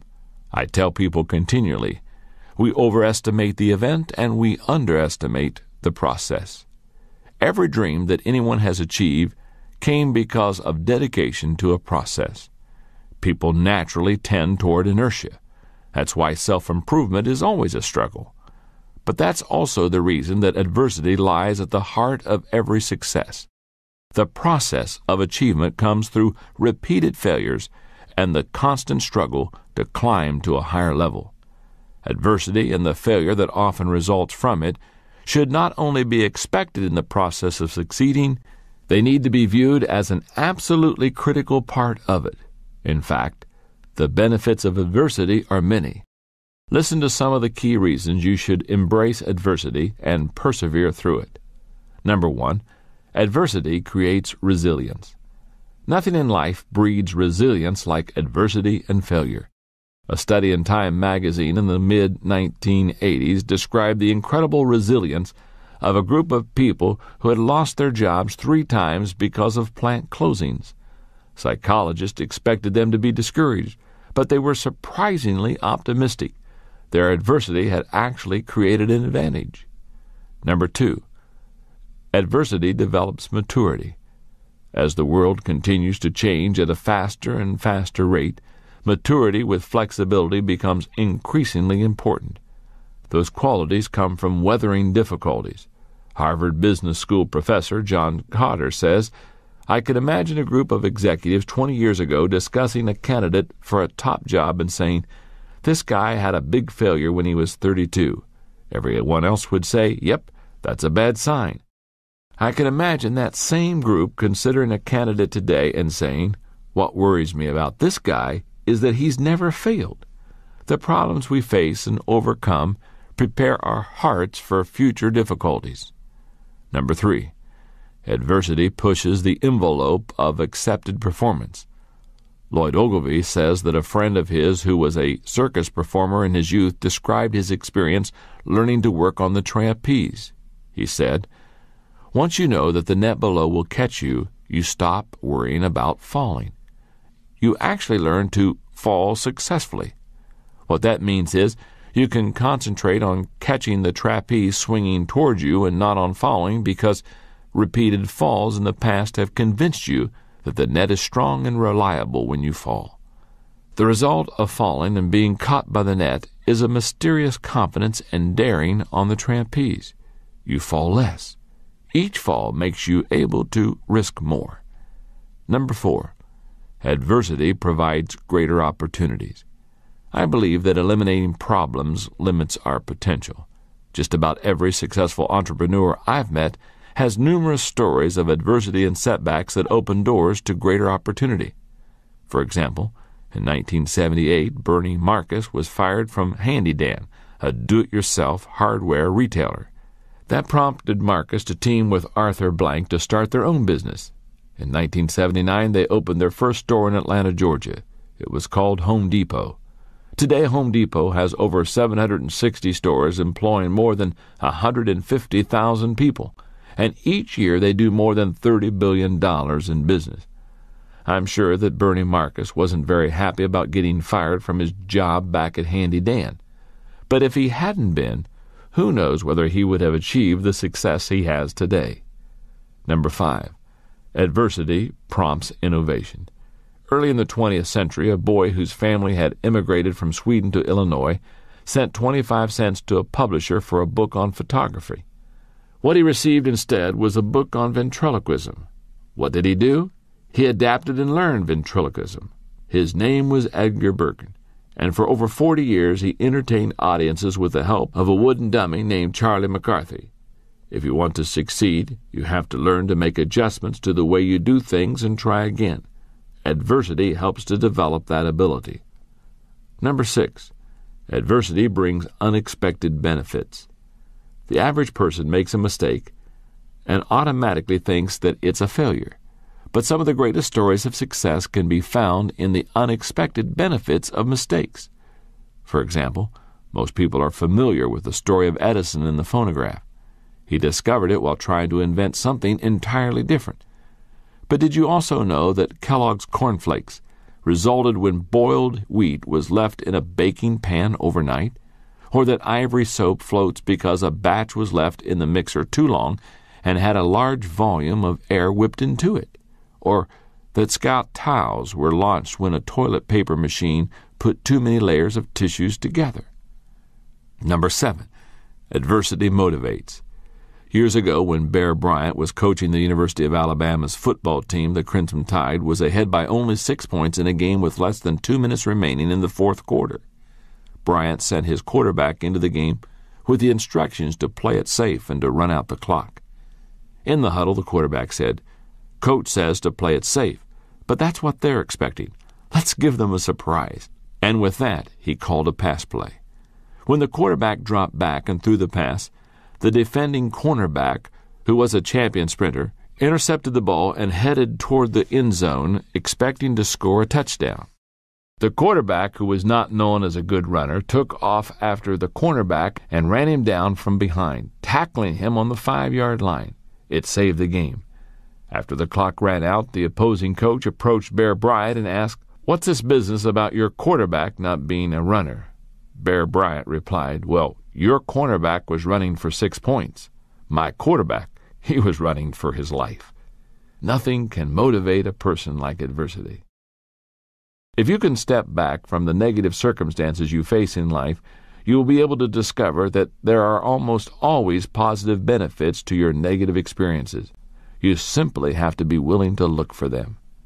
Bill Vaughan says, "In the game of life, it's a good idea to have a few early losses, which relieves you of the pressure of trying to maintain an undefeated season. Always measure an obstacle next to the size of the dream that you're pursuing. It's all in how you look at it. Try, and you can find the good in every bad experience." One of the most incredible stories of adversity overcome and success gained is that of Joseph of the ancient Hebrews. You may be familiar with the story. He was born the 11th of 12 sons in a wealthy Middle Eastern family whose trade was raising livestock. As a teenager, Joseph alienated his brothers. First, he was his father's favorite, even though he was nearly the youngest.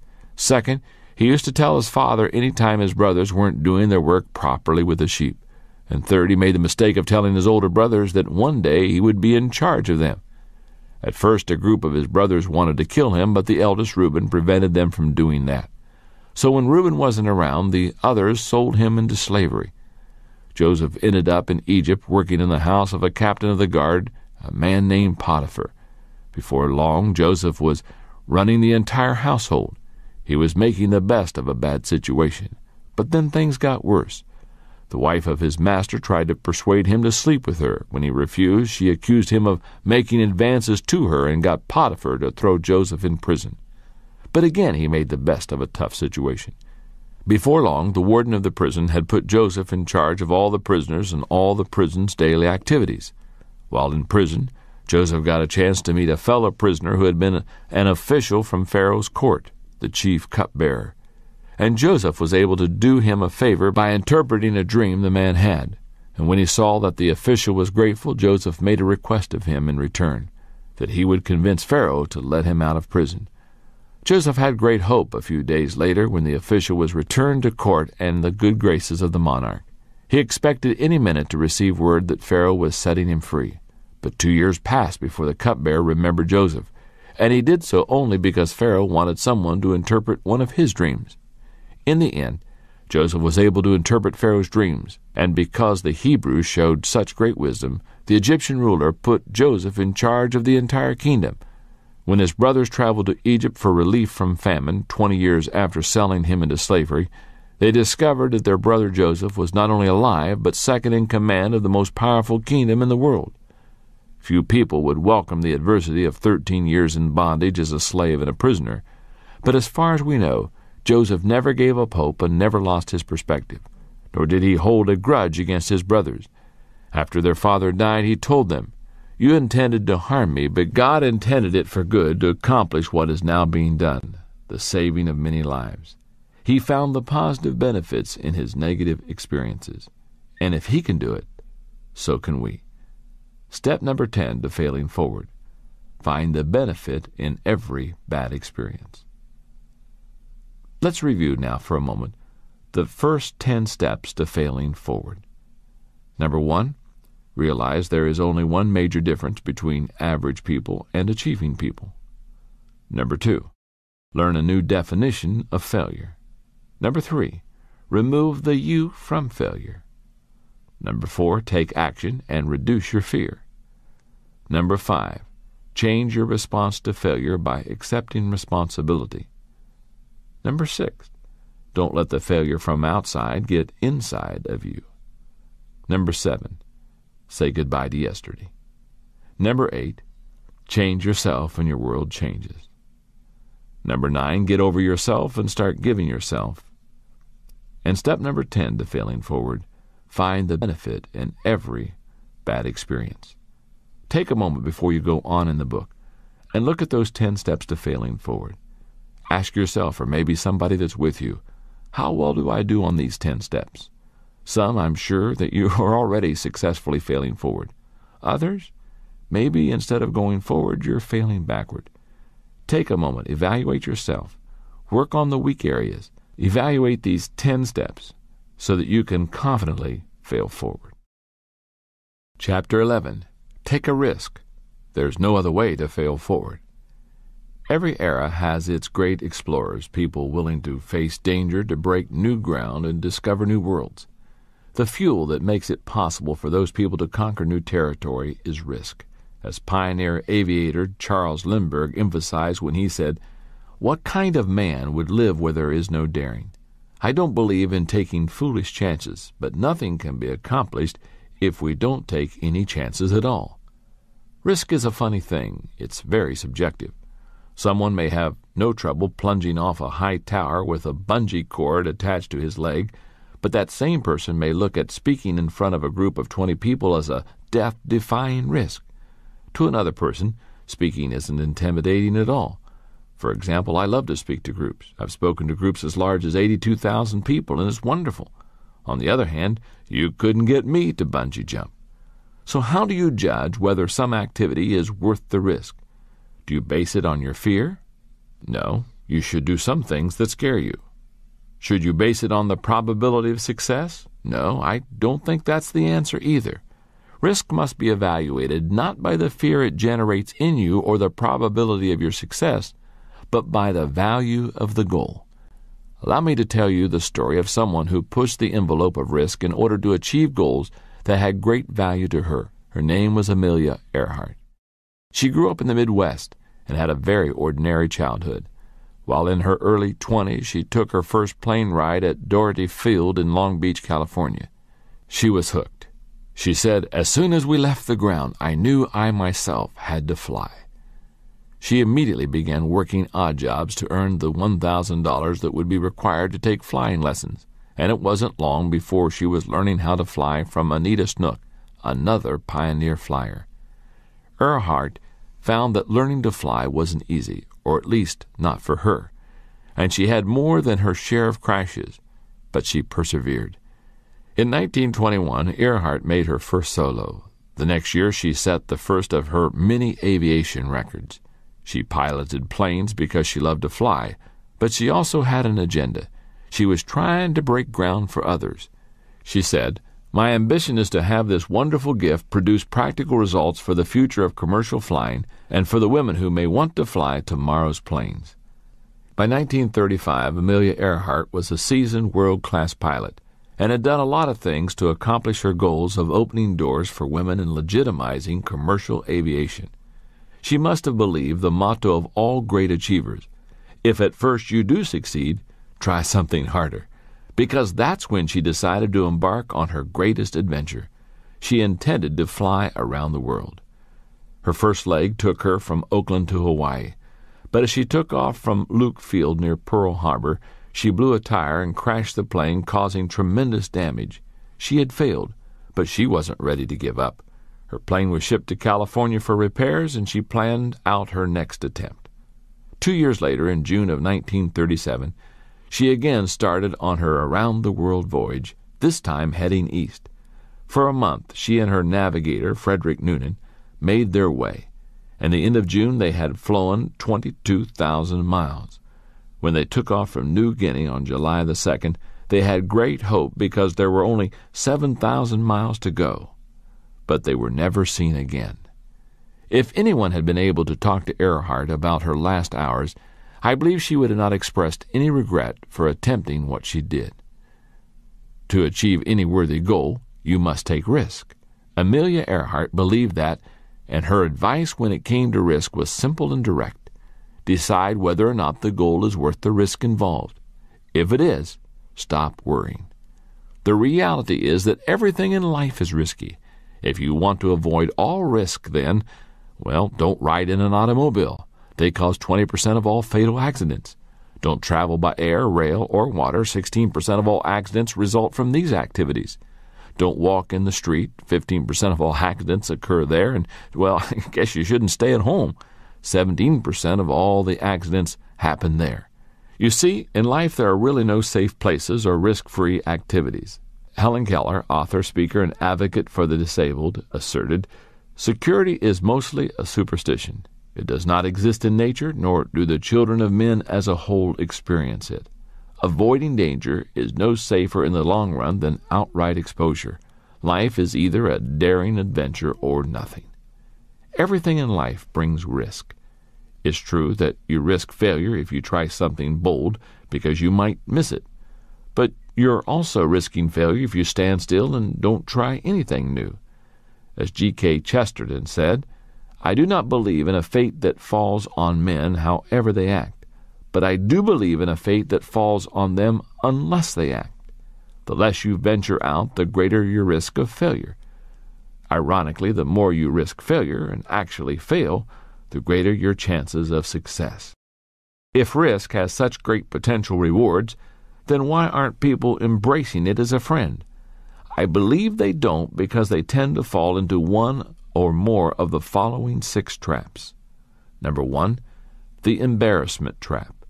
Deep down, nobody wants to look bad. And if you take a risk and fall flat on your face, you might embarrass yourself. But the only way to become better is to take steps forward, even shaky ones that cause you to fall down. Little progress is better than no progress at all. Success comes in taking many small steps. Number 2, the rationalization trap. People who get caught in the rationalization trap second-guess everything they do, and as they prepare to take action, they tell themselves it's really not that important. But the truth is, if you wait long enough, nothing is important. Sidney J. Harris says, "Regret for the things we did can be tempered by time. It is regret for the things we did not do that is inconsolable." Number 3, the unrealistic expectation trap.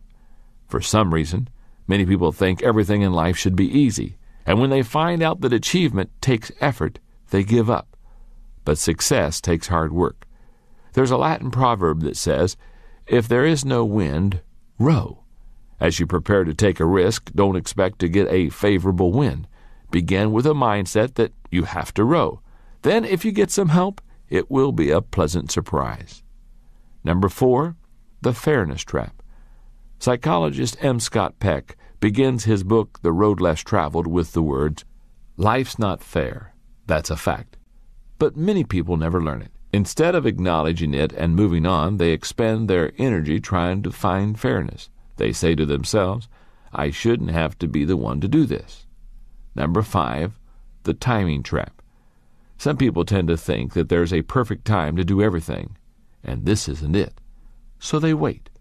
But Jim Stovall advises, don't wait for all the lights to be green before you leave the house. If you wait for the perfect timing, you'll wait forever. Number 6, the inspiration trap. Someone once said, "You don't have to be great to start, but you have to start to be great." Many people want to wait for inspiration before they are willing to step out and take a risk. I find that especially true of people with an artistic bent. But as playwright Oscar Wilde says, when he was asked the difference between a professional writer and an amateur, the difference is that an amateur writes when he feels like it, a professional writes regardless. As you examine the way you live, consider whether you are taking enough risk, not senseless ones, but intelligent ones. Even if you don't fall into one of the 6 traps I just shared, you still may be playing it too safe. How can you tell? By looking at your mistakes. If you are succeeding in everything you do, then you're probably not pushing yourself hard enough. And that means you're not taking enough risks. Step number 11 in failing forward, if at first you do succeed, try something harder. Chapter 12. make failure your best friend. The idea that you can make failure your best friend may seem very odd to you, but the truth of the matter is that failure is either your friend or your enemy, and you are the one who chooses which.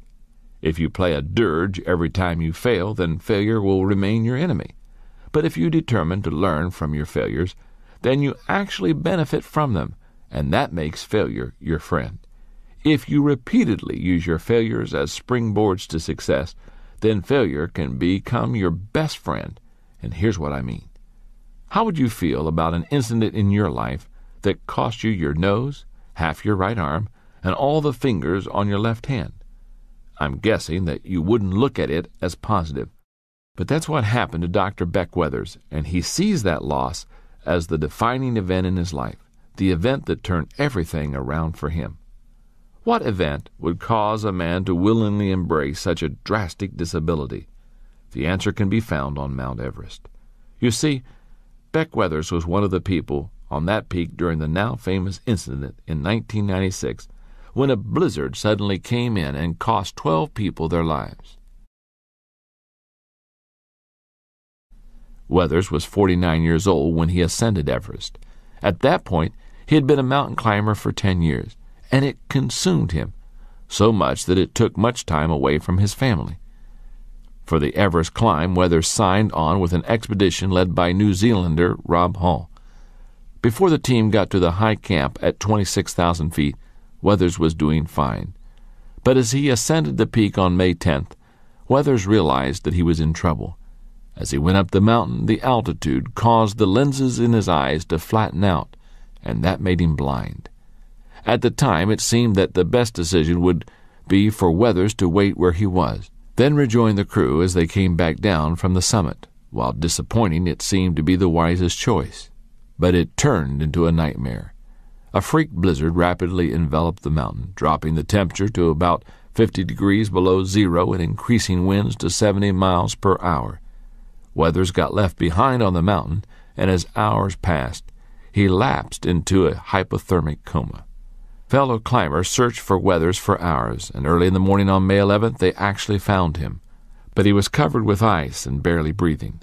They knew he would die, so they left him where he was and radioed to his wife that he was dead. No person has ever recovered out of a hypothermic coma and survived except Beck Weathers. Somehow he revived, got up, found his way, and staggered back into camp. His jacket was open. His face was black beyond recognition with frostbite, and his exposed right arm was marble white and frozen upright in front of him. Even after his miraculous return to camp, nobody thought Weathers would survive. But he kept pulling through. Back home in Dallas, he received medical attention. He underwent 10 surgeries where they amputated the fingers on his left hand, amputated his right arm near the elbow, and reconstructed a new nose using tissue from other parts of his body. Through it all, Weathers went through a radical learning process. He believes he traded his hands for something more valuable, lessons about himself, his values, and life. Beck Weathers' attitude reflects more than just gratitude for surviving a great tragedy that should have killed him. He displays a teachability that has allowed him to change his life for the better. He has failed forward by making hardship his best friend. Fortunately, you don't have to be left for dead on top of the world's highest mountain to become teachable and learn how to make failure your friend. You can do it from the safety of your own home. All it requires is the right attitude. Your attitude toward failure determines your altitude after failure. Some people never understand that. As Louis Armstrong once quipped, there are some people that if they don't know, you can't tell them. Teachability is a mindset that says no matter how much I know or think I know, I can learn from this situation. That kind of thinking can help you turn adversity into advantage. Anyone can make failure a friend by maintaining a teachable attitude and using a strategy for learning from failure. To turn losses into profits, I recommend that you ask the following questions every time you face adversity. Question number 1, what caused the failure? The situation, someone else, or myself? Where did things break down? Were you in a no-win situation? Did another person create the problem? Did you make a mistake? When Beck Weathers looked at his Mount Everest experience after the fact, he determined that he had made mistakes which led to his failure. Always begin the learning process by trying to identify the cause of a problem. Question number 2. Was what happened truly a failure, or did I just fall short? What we think is our fault may have really been an attempt to fulfill unrealistic expectations. It doesn't matter whether we place them on ourselves or someone else does. If a goal is unrealistic and we miss it, that is not a failure. Question number 3. What successes are contained in the failure? There's an old saying that states, "The gem cannot be polished without friction, nor man perfected without trials." No matter what kind of failure you experience, there is always a potential jewel of success contained in it. Sometimes it may be difficult to find, but you can discover it if you are willing to look for it. Question number 4. What can I learn from what happened? I enjoy reading the comic strip Peanuts by Charles Schulz. One of my favorites has Charlie Brown at the beach building a beautiful sandcastle. As he stands back to admire his work, it is suddenly consumed by a huge wave. Looking at the smooth sand mound that has been his creation a moment before, he says, "There must be a lesson here, but I don't know what it is." That's the way many people approach adversity. They are so consumed by the events they experience that they become bewildered and miss the whole learning experience. But there is always a way to learn from failures and mistakes. Poet Lord Byron was right when he stated, "Adversity is the first path to truth." Question number 5. Am I grateful for the experience? One of the ways to maintain a teachable mindset is to cultivate an attitude of gratitude, and that's possible even in the face of great disappointment. For example, American sprinter Eddie Hart missed a preliminary heat for the 100-meter sprint in the 1972 Olympics in Munich. As a result, he lost his chance to win an individual gold medal. But he said it made him all the more grateful for the medal he received as a member of the relay team, and for the lesson it taught him about living with defeats. As you come away from failure, try to cultivate a similar sense of gratitude. Question number 6. How can I turn this into a success? Author William Marston says, "If there is any single factor that makes for success in living, it is the ability to draw dividends from defeat. Every success I know has been reached because the person was able to analyze defeat and actually profit from it in the next undertaking. Determining what went wrong in a situation has value, but taking that analysis another step and figuring out how to use it to your benefit is the real difference maker when it comes to failing forward." Question number 7. Who can help me with this issue? People say there are 2 kinds of learning: experience, which is gained from your own mistakes, and wisdom, which is learned from the mistakes of others. I recommend that you learn from the mistakes of others as much as possible. After all, you will never live long enough to make them all yourself. Seek advice, but make sure it's from someone who has successfully handled his or her failures. Question number 8. Where do I go from here? Once all the thinking is done, you've got to figure out what to do next. In their book, Everyone's a Coach, Don Shula and Ken Blanchard state, learning is defined as a change in behavior. You haven't learned a thing until you take action and use it. When you're able to learn from any bad experience and thereby turn it into a good experience, you make a major transition in life. For years, I've taught something that I think gives great insight on the subject of change.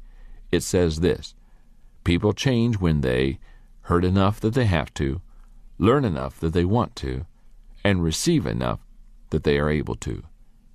I learned the truth of that statement on a whole new level on December 18, 1998. While at my company's Christmas party, I felt an excruciating pain in my chest, and I suffered a serious heart attack. I honestly thought I wasn't going to make it that night. Although my heart attack was a painful and surprising experience, I feel that God was very good to me in that process.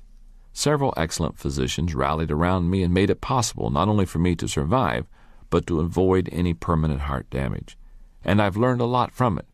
For example, when it comes to telling the important people in your life how much you love them, you can never do it often enough. I believe my work on earth is not yet finished, and God has spared me so that I can complete it. I've learned that I must change my living habits for the sake of my health, the quality of my life, and the impact I desire to make in the future. My cardiologist, Dr. Marshall, told me that men who survive an early heart attack and learn from it live longer and healthier lives than those who never suffer a heart attack. And I have determined to learn from the experience. I've changed my diet. I'm also exercising every day, and I'm striving to live a more balanced life. But you don't need to suffer a heart attack or be caught in a blizzard on Mount Everest to make failure your best friend. In fact, I don't recommend it. All you have to do is maintain a teachable heart and be eager to learn every time you fail. Step number 12 in failing forward: learn from a bad experience and make it a good experience. Chapter 13, avoid the top 10 reasons people fail. I don't put much stock in the idea of luck. I think that normally things go well or poorly for people based on their actions. I believe that for the most part you create your own luck by working hard, practicing self-discipline, remaining persistent, and making personal growth a daily priority. Add to that the blessings of a loving God, and you don't need to think about luck. However, a few years ago I came across an article printed in the Los Angeles Times that almost made me change my mind about luck. Listen to what it said. Jolted, jilted, hammered in a car crash and robbed, Lawrence Hanratty was named Friday as the unluckiest man in New York. Nearly electrocuted in a construction site accident in 1984 that put him in a coma for weeks, Hanratty lost the lawyers fighting for his disability claim. One was disbarred, 2 died, and his wife ran off with her lawyer. Hanratty, who was spent years fighting heart and liver disease, had his car wrecked in a crash last year, and when police left the scene of the accident, he was held up and robbed. As if he hasn't tolerated enough hardship, 38-year-old Hanratty of Mount Vernon, New York, said an insurance company now wants to cut off his workers' compensation benefits, and his landlord has threatened to kick him out of his apartment. Depressed and suffering from agoraphobia, a fear of open spaces, Hanratty uses a canister of oxygen and takes 42 pills a day for his heart and liver ailments. Hearing that story kind of makes you want to find poor Lawrence to see if you can help him out in some way, doesn't it? But I think the experiences of Lawrence Hanratty are not typical of most people who continually fail or experience continual ongoing adversity. Why? Because most of the time the trouble we face is the result of our own negative actions. It's usually our own fault. Many people possess blind spots when it comes to knowing about themselves. Sometimes those blind spots apply to strengths, but more often people fail to see their own weaknesses, and that causes trouble. If you don't know you have a problem, then you can't work to fix it. I'd like to acquaint you with what I have observed to be the top 10 reasons people fail. As you listen, be open-minded and try to see yourself and your shortcomings in the descriptions that I give. Look for reoccurring issues in your life. As you do, you may find your Achilles heel. Number 1, poor people skills. By far the greatest single obstacle to success that I see in others is a poor understanding of people. A while back, the Wall Street Journal printed an article on the top reasons that executives fail. At the top of the list was a person's inability to effectively relate to others. How are you when it comes to working with people? Are you genuine and authentic? Or do you continually put up a front? Do you listen carefully to others, or do you spend most of your time doing the talking when you're with people? Do you expect everyone else to conform to your wishes, your schedule, and your agenda? Or do you look for ways to meet people on their terms? If you haven't learned how to get along with people, you will always be fighting a battle to succeed.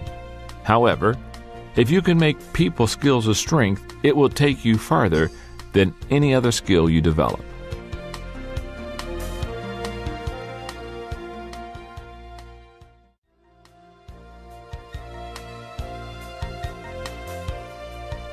Number 2, a negative attitude. How you react to circumstances of your life has everything to do with your well-being and your success. W. Clement Stone tells a story about a young bride who traveled with her husband to the California desert during World War II. Because she had grown up in the East, the desert seemed remote and desolate to her. The only housing they could find was a shack near a village of Native Americans, none of whom spoke English. She spent a lot of time there alone, waiting out the sweltering heat each day. When her husband was gone for a long period, she wrote her mother to say that she was returning home.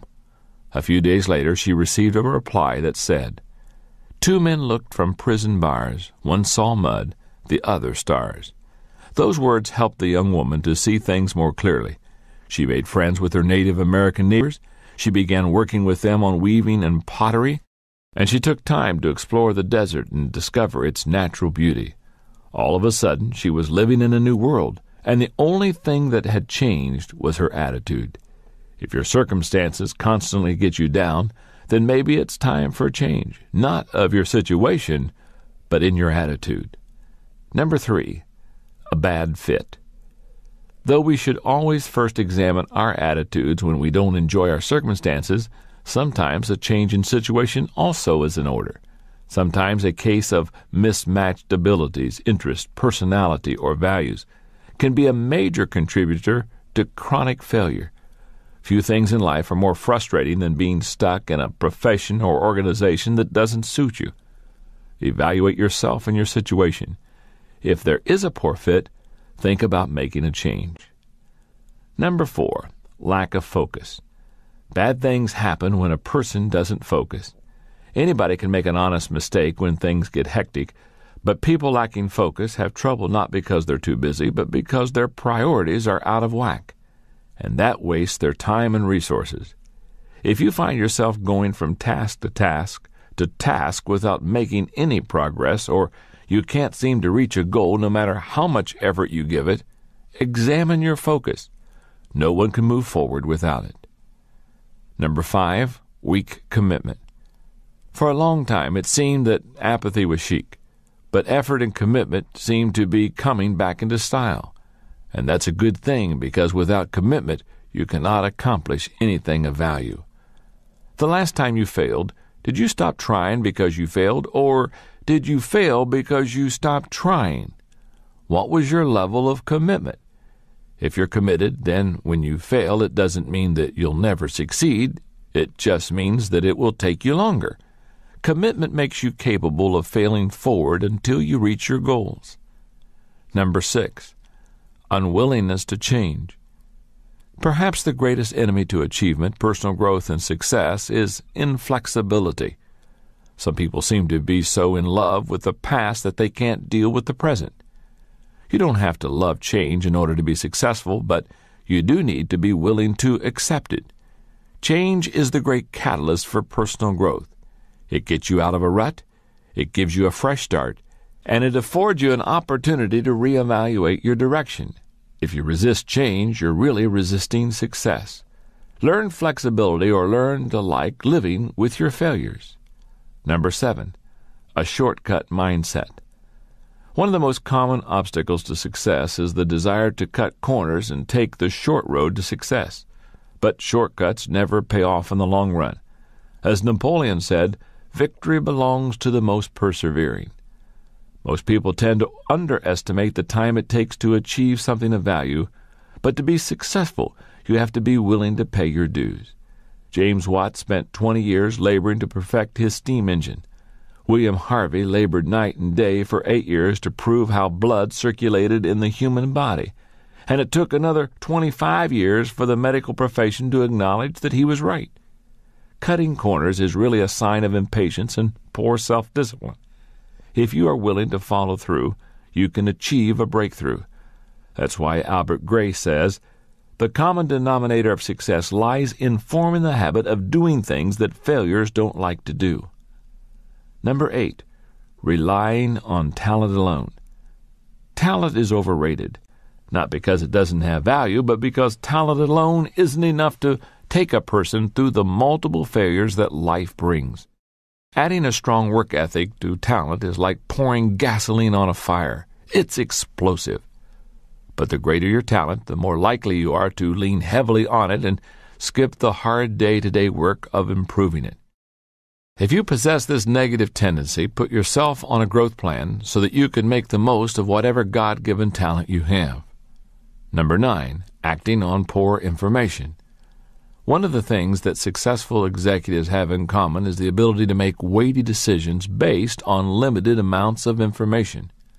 But they also have in common the ability to gather reliable information to use as they evaluate things.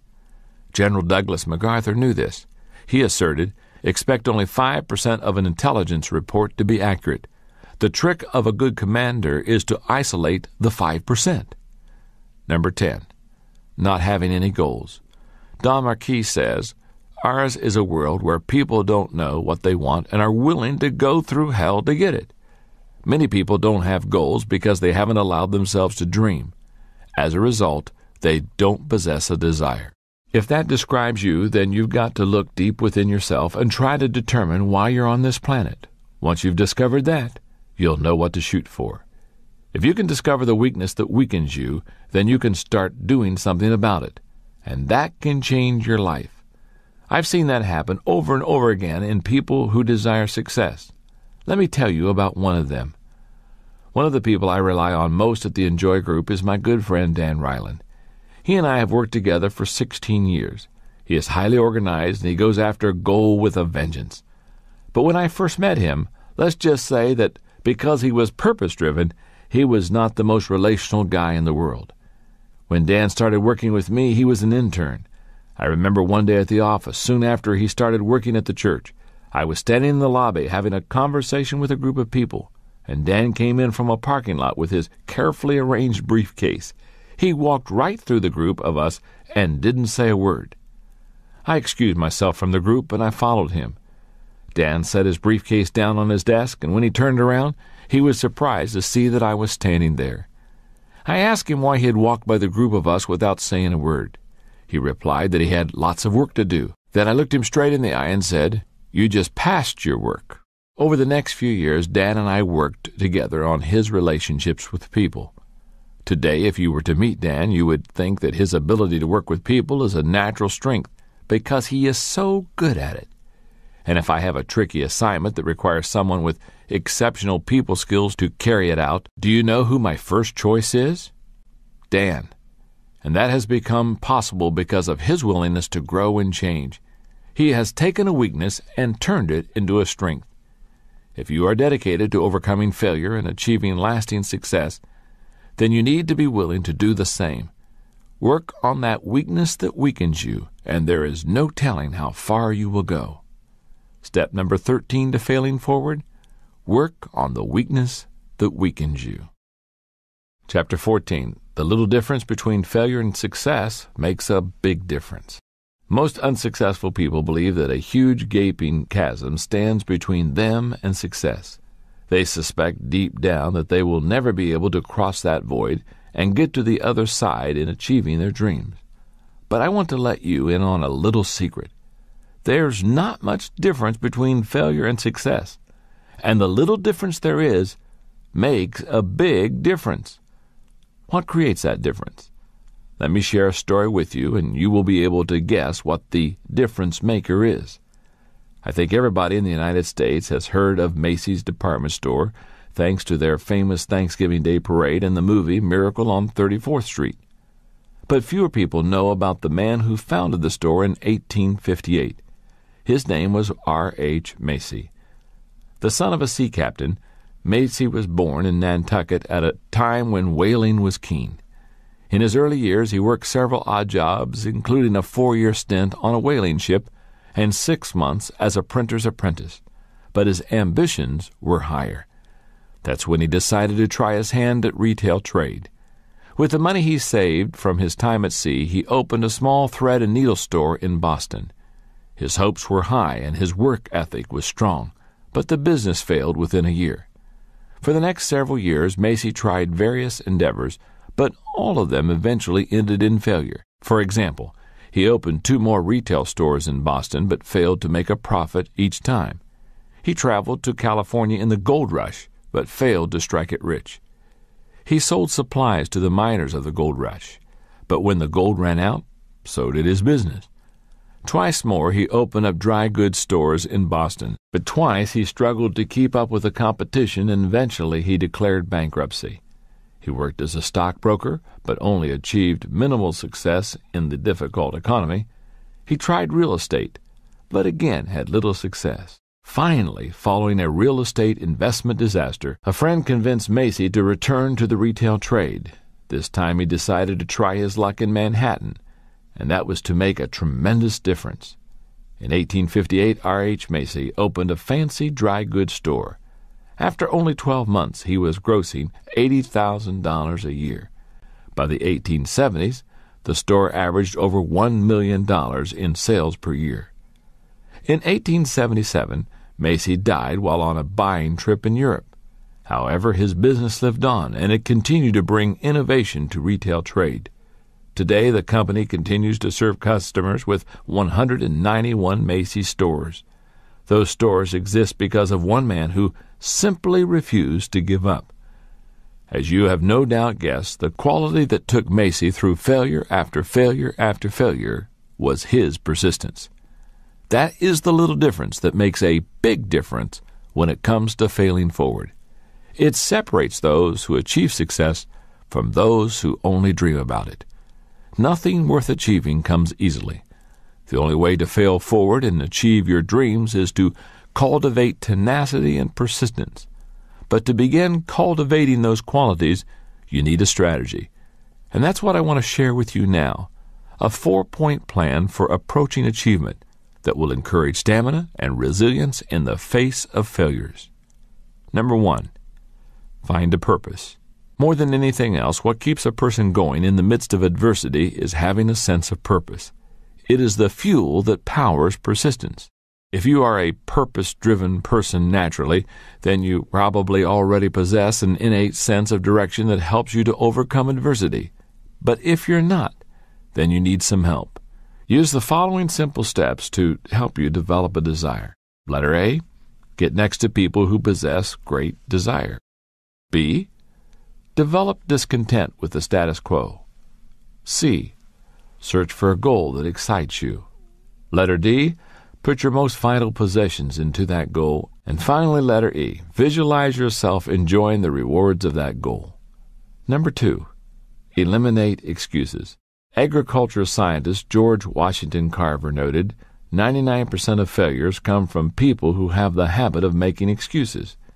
Having desire alone will not get you through your failures. You have to forget about making excuses and keep moving forward as R.H. Macy did. No matter how many opportunities you've missed or mistakes you've made, don't ever make excuses. Bite the bullet. Take complete responsibility for yourself and keep trying. Number 3, develop incentives. Nothing helps a person remain tenacious like a good incentive. That's why so many companies use them with their employees. Walter Elliott said, perseverance is not a long race, it is many short races, one after another. If you give yourself worthwhile incentives to win the short races, attaining a long-term goal seems less formidable. Number 4, cultivate determination. Author Napoleon Hill noted, effort only fully releases its reward after a person refuses to quit. To develop persistence over the long haul, you have to cultivate inward determination on a continual basis. And if you do, someday your story may be similar to Admiral Peary, who attempted to reach the North Pole 7 times before he made it on try number 8, or Oscar Hammerstein, who had 5 flop shows that lasted less than a total of 6 weeks before Oklahoma, which ran for 269 weeks and grossed $7 million. Or John Creasy, who received 743 rejection slips from the publishers before one word was ever published.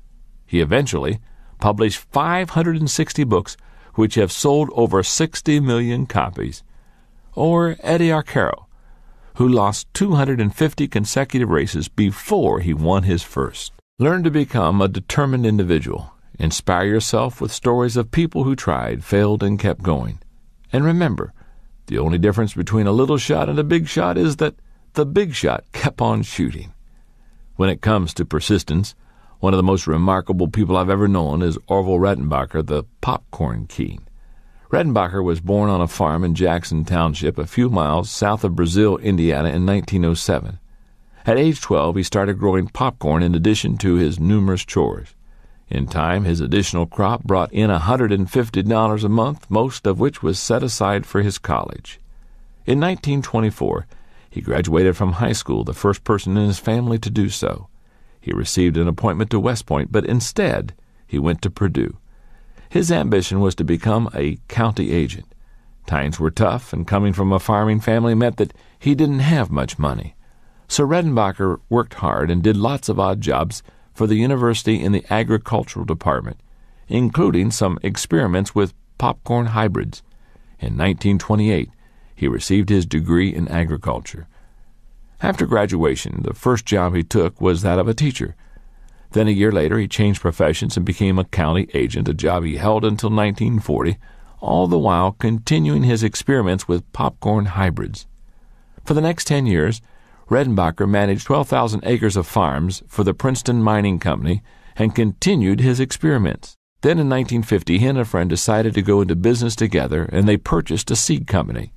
That freed up more time for Redenbacher to develop his hybrid, but it was a huge undertaking. To give you an idea of the magnitude of the task, listen to the words of his grandson, Gary Redenbacher. Grandpa was a tireless worker. Those who have ever tried to hybridize a rose or any other plant know that it's just a matter of dogged determination and time. I tell people to imagine that they are in a football stadium full of fans. Imagine that each fan is a stalk of corn. Your job is to go to each corn stalk in the stands and individually pollinate each one. But since the average football stadium only holds 50,000 people, you'll need to do 3 stadiums before you've pollinated as many corn stalks as Grandpa did each year. Through all the tens of thousands of hybrids, Grandpa never lost sight of his goal, to produce a better popcorn. Finally, in 1965, Redenbacher perfected his popcorn hybrid. He had a popcorn that outperformed every other variety in popping volume, poppability, and flavor. But it took him another 10 years to make his popcorn the best-selling brand in the world. It would have been easy for Redenbacher to quit his quest for the perfect popcorn many times. He wasn't successful, marketing it until he was 67 years old. But he had a dream and the determination to pursue it, and he wouldn't give up. When asked about his philosophy, he said, "I followed the classic homespun principles. Never say die. Never be satisfied, be stubborn, be persistent. Integrity is a must. Anything worth having is worth striving for with all your might. If you desire to succeed, realize that there is not much difference between success and failure. If you are willing to be doggedly persistent, you can be a success." Step number 14 in failing forward. Understand there's not much difference between failure and success. Chapter 15. It's what you do after you get back up that counts. Although persistence is important, it isn't the only key to success. I think you need persistence plus something more. It's just like the old saying about boxers, that a champion gets up one more time than he gets knocked down. While that may be true, if that's the only thing he does, he may finally win, but not before getting his brains beat out. Who wants that? He's much better off if he needs to get up off of the mat only a few times. He does that by figuring out how to knock out his opponent. That's what Milton Bradley did, in a manner of speaking. He figured out what to do so that he wouldn't continue falling down. He started out his career at age 20 as a draftsman. That was in 1856. By 1860, he had earned enough money to buy a printing press and go into business for himself as a lithographer. His first great product idea was to lithograph the newly elected President Abraham Lincoln. As soon as he offered the print for sale, the orders started flooding in. And he would have kept making money except for one problem. His print was of a clean-shaven Lincoln, but the new president had grown a beard. It nearly ruined Bradley. While he was trying to cope with his first major setback, he decided to try selling something different, a game. He had a concept for a game he called the checkered game of life, which taught moral values. He designed the game himself and printed up copies, and the game sold well. In fact, that first year he sold 40,000 copies. That first success gave him a new direction in life. he turned his attention to producing games and other materials that instructed people while entertaining them. Primarily, that meant games. But it wasn't long before he wanted to expand more intentionally into educational resources. A new concept to America had come across the Atlantic Ocean from Germany called kindergarten, and Bradley became very excited by it. Bradley saw the great educational potential of kindergarten for children and the potential market for materials to teach them. In time, Bradley became one of kindergarten's chief proponents. He produced numerous materials and even published the influential journal Kindergarten Review. He made a difference in the lives of thousands upon thousands of children. Maybe you're someone who has developed the persistence and resilience to keep getting up when you get knocked down. But you're getting weary of dragging yourself back onto your feet again and again without making any progress. You may be physically and emotionally exhausted. If so, it's because you need to do more than just get back up. What you need is a plan that will help you determine what to do after you've gotten back up. Try using these 7 simple steps based on the acronym FORWARD. The letter F stands for Finalize Your Goal. In the last chapter, I wrote about the importance of having purpose in developing a desire. The next step is to settle on a definite goal you may want to reach. The boxer in the ring who gets back up has as his goal knocking out his opponent. Milton Bradley had his, to produce educational products for kindergarten students. You need to determine what your goal is. Recognize that the goal shapes the plan shapes the action. The action achieves the results bring success. The letter O stands for Order Your Plans. The saying is old, but it's true. By failing to prepare, you are preparing to fail. There is no guarantee that what you plan will be carried out in the way that you envision it. But if you neglect to plan, your chances of success are very slim. The letter R stands for Risk Failing by Taking Action. Planning alone won't bring success. The other half of the battle is taking action. Conrad Hilton said, "Success seems to be connected with action. Successful people keep moving." Moving forward on a plan and actually doing it always involves risk. And that's good, because nothing of value is achieved without risk. The letter W stands for Welcome Mistakes. By now you realize that mistakes are not to be avoided but embraced. They are signals that you're moving into new territory, breaking new ground, making progress.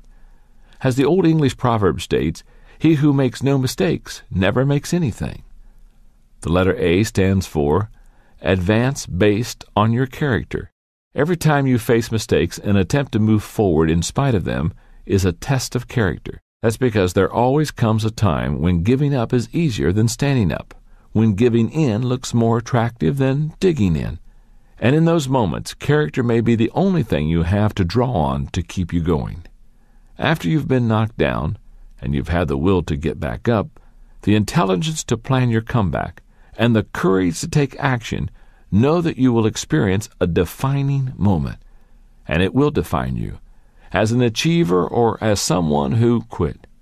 The letter R stands for Reevaluate Your Progress Continually. The value of fighting through the difficult times and overcoming mistakes is that you have the opportunity to learn and adjust. Katie Payne, CEO of the Delahaye Group, says, "Business culture teaches us never to admit our mistakes, but to bury them instead, or to blame somebody else. And most personal and project reviews don't really do much to uncover mistakes. If we wait until we've finished a project to conduct a post-mortem, people will forget the mistake, or they'll build up a grudge against the coworker. Either way, we lose a learning opportunity." The letter D stands for Develop New Strategies to Succeed. Lester Thurlow said, "A competitive world has 2 possibilities for you. You can lose, or if you want to win, you can change. Once you develop a plan and put it into action, you're not done. In fact, if you want to succeed, you're never done. Success is in the journey, the continual process. And no matter how hard you work, you will not create the perfect plan nor execute it without error. You will never get to the point where you no longer make mistakes, But that's okay. Failures are milestones on the success journey. Each time you plan, risk, fail, reevaluate, and adjust, it gives you another opportunity to begin again, only better than the last time. As 67-year-old Thomas Edison said after he watched his laboratory burn to the ground, "Thank goodness all our mistakes were burned up. Now we can start again fresh." Starting over usually isn't easy, to say the least, but it sure can bring incredible results. I was reminded of that on a trip I took to Asia in the fall of 1999. My favorite stop on that trip was in Singapore. It's incredible. It's the most modern country in the world. Our tour guide, Susanna Fu, told us that Singapore was part of the British Empire for more than a century. After World War II, as the British granted independence to more and more members of their former empire, the people of Singapore began to think about their own independence, but the British were skeptical. Singapore had no natural resources and no experience in government. In 1959, when Singapore was granted its independence, the country didn't do well. That's when they decided that their best hope was to attach themselves to Malaysia, which they did in 1963. But the Malaysians didn't get along well with the people of Singapore, and after 2 years, Malaysia severed ties with them.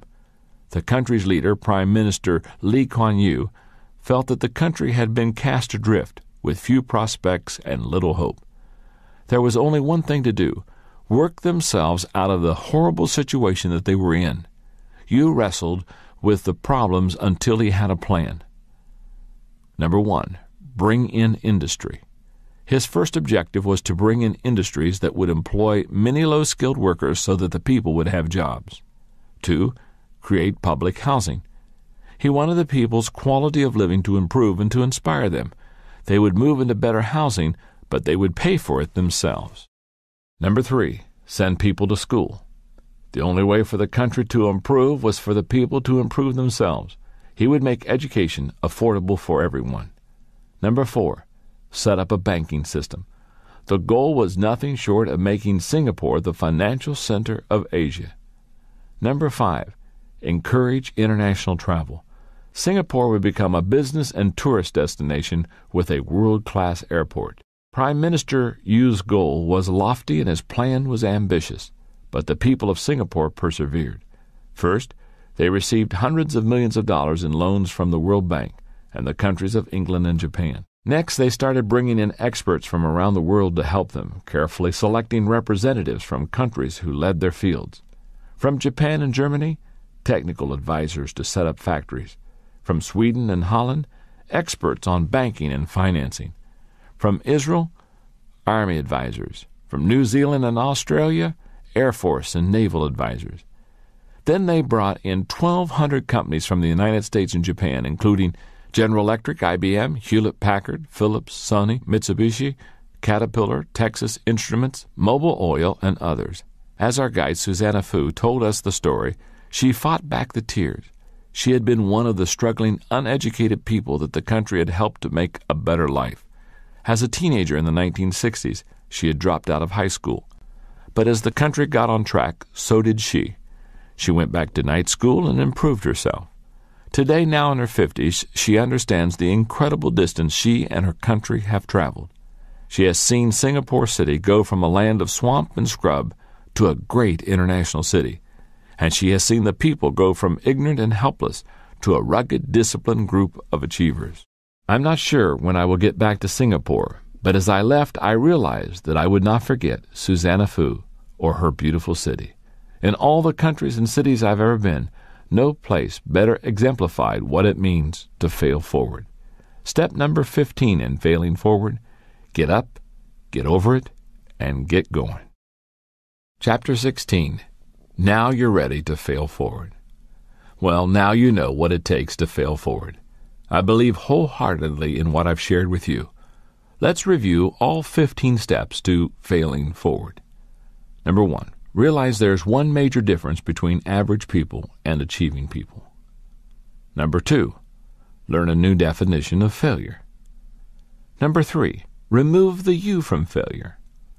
Number 4, take action and reduce your fear. Number 5, change your response to failure by accepting responsibility. Number 6, don't let failure from outside get inside of you. Number 7, say goodbye to yesterday. Number 8, change yourself and your world changes. Number 9, get over yourself and start giving yourself. Number 10, find the benefit in every bad experience. Number 11, if at first you do succeed, try something harder. Number 12, learn from a bad experience and make it a good experience. Number 13, work on the weakness that weakens you. Number 14, understand there's not much difference between failure and success. And number 15, get up, get over it, and get going. Those are the steps. But I have to say that they may not really hit home with you until you see them in the life of somebody you consider to be a lot like you. Let me tell you about a friend of mine named Dave Anderson. Dave is an entrepreneur that I met at a leadership conference that I recently taught in Kenosha, Wisconsin. When you hear a little bit about him, you may think that everything he touches turns to gold. Dave's net value, $30 million. Education, master's degree from Harvard University. His current position, the chairman of Famous Daves of America, a company with 3,000-plus employees and annual sales of $41.6 million. Some career highlights? He founded Famous Daves of America and took the company public. He co-founded the Rainforest Cafe and took it public. He was named Emerging Entrepreneur of the Year by Ernst & Young. He was the director and executive vice president of an organization judged the fastest-growing company in America by Fortune magazine. He has helped create over 18,000 jobs so far in his career through his vision, leadership, and ability to see opportunity. That's an impressive profile, but to really understand and appreciate Dave's achievements, you need to know more about his failures. You see, Dave has lived out every one of the steps to failing forward, and I want to finish this tape with his story. And along the way, I'll tell you how the steps to failing forward fit into his life. David's first experience with a major failure came in college. During the break after his first term, a friend from home recruited him to begin selling oil conditioner for automotive engines. Dave caught the vision, and with his father's $2,500 investment, he went right to work. But despite his tireless efforts, he couldn't sell a thing. Yet contained within that first big failure were seeds of his future success. Remember step number 15? Get up, get over it, and get going. First, Dave believed that he could be successful. Now, that's step number 6, don't let failure from outside get inside of you. Second, when his dad bought his product for him, Dave received a 5-day leadership course that he says changed his life. Remember step number 10? Find the benefit in every bad experience. Every night for months, Dave went to sleep listening to those tapes. Step number 8. Change yourself and your world changes. The dream within him wasn't dead, and he wasn't going to let failure get him down. Step number 1. Realize there is one major difference between average people and achieving people. It was in 1972 that Dave got the idea for another business. Though the oil additive opportunity didn't work for him, it encouraged him to start thinking like an entrepreneur. Step number 2, learn a new definition of failure. His idea was to create and sell miniature dish gardens. He scraped together a few dollars and bought the materials to make up a few samples. Then he went out and talked to retailers, trying to get them to buy them. For the next 7 years, he operated out of his basement and worked like a madman. He put in long hours, 7 days a week. When his retail florist customers experienced their heavy crunch times, such as around Mother's Day and Valentine's Day, he would go into their shop, sweep up, clean out coolers, and do other chores for them to help them out. By age 21, he had accounts with every major retail florist in the city of Chicago. But there were more hard times to come. If you're from the Midwest, you probably remember the winter of 1979. It was one of the worst on record. The snowstorm that hit Chicago was horrible, and the drifts were so high that many side streets were closed for months. A lot of businesses went under that year, including Dave's. Florists didn't buy much in the middle of the blizzard. Many of Dave's customers not only weren't buying from him, but weren't paying him for the money they owed for orders that they had already received, and he had to file for bankruptcy. After Dave lost his business, he knew he needed to find work to support himself. Remember step number 5? Change your response to failure by accepting responsibility. He landed a job working for the American Can Company, selling Dixie cups, Marathon paper towels, and tissue to restaurants. To get his foot in the door, he took their worst territory.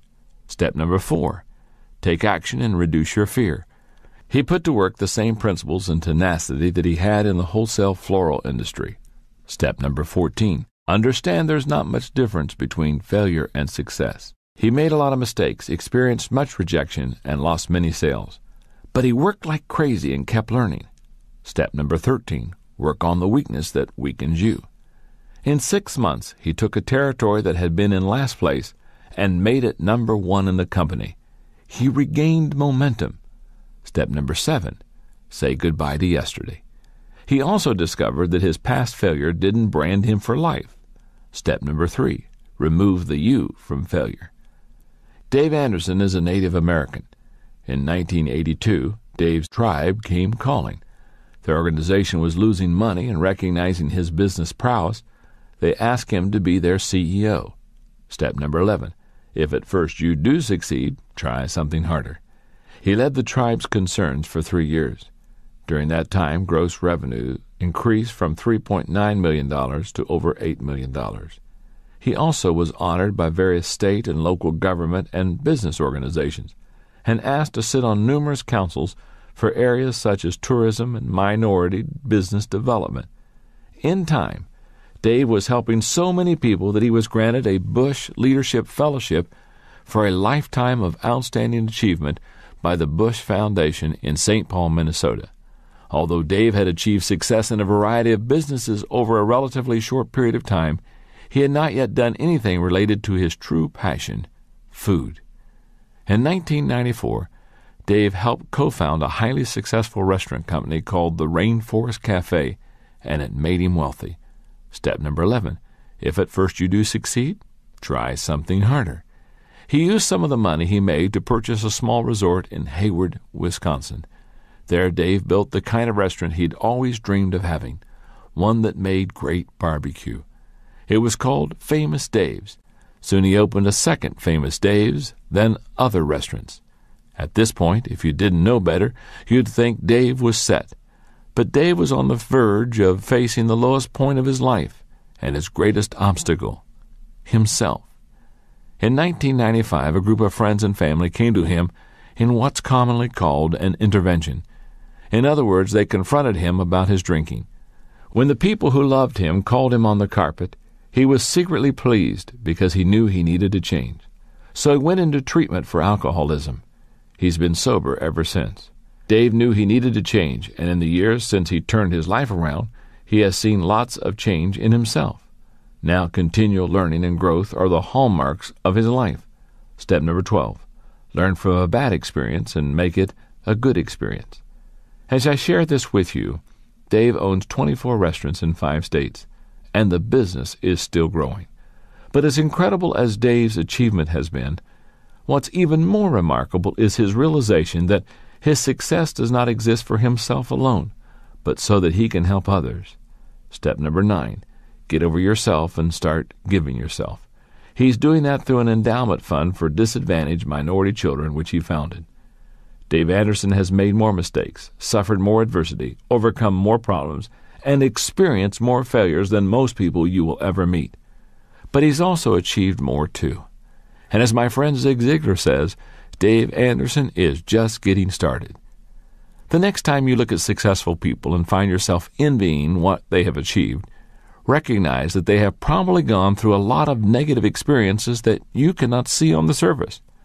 There's an old joke that says, never ask what's in a hot dog while you're eating one. The idea is that if you did know what's in it, you'd never want to eat one again. A lot of failure goes into success. If you really want to achieve your dreams, I mean really achieve them, not just daydream or talk about them, you've got to get out there and fail. Fail early, fail often, but always fail forward. Turn your mistakes into stepping stones for success. And now that you know how to fail forward, you won't have to give up either. I wish you well. keep dreaming. And my friend, keep failing forward.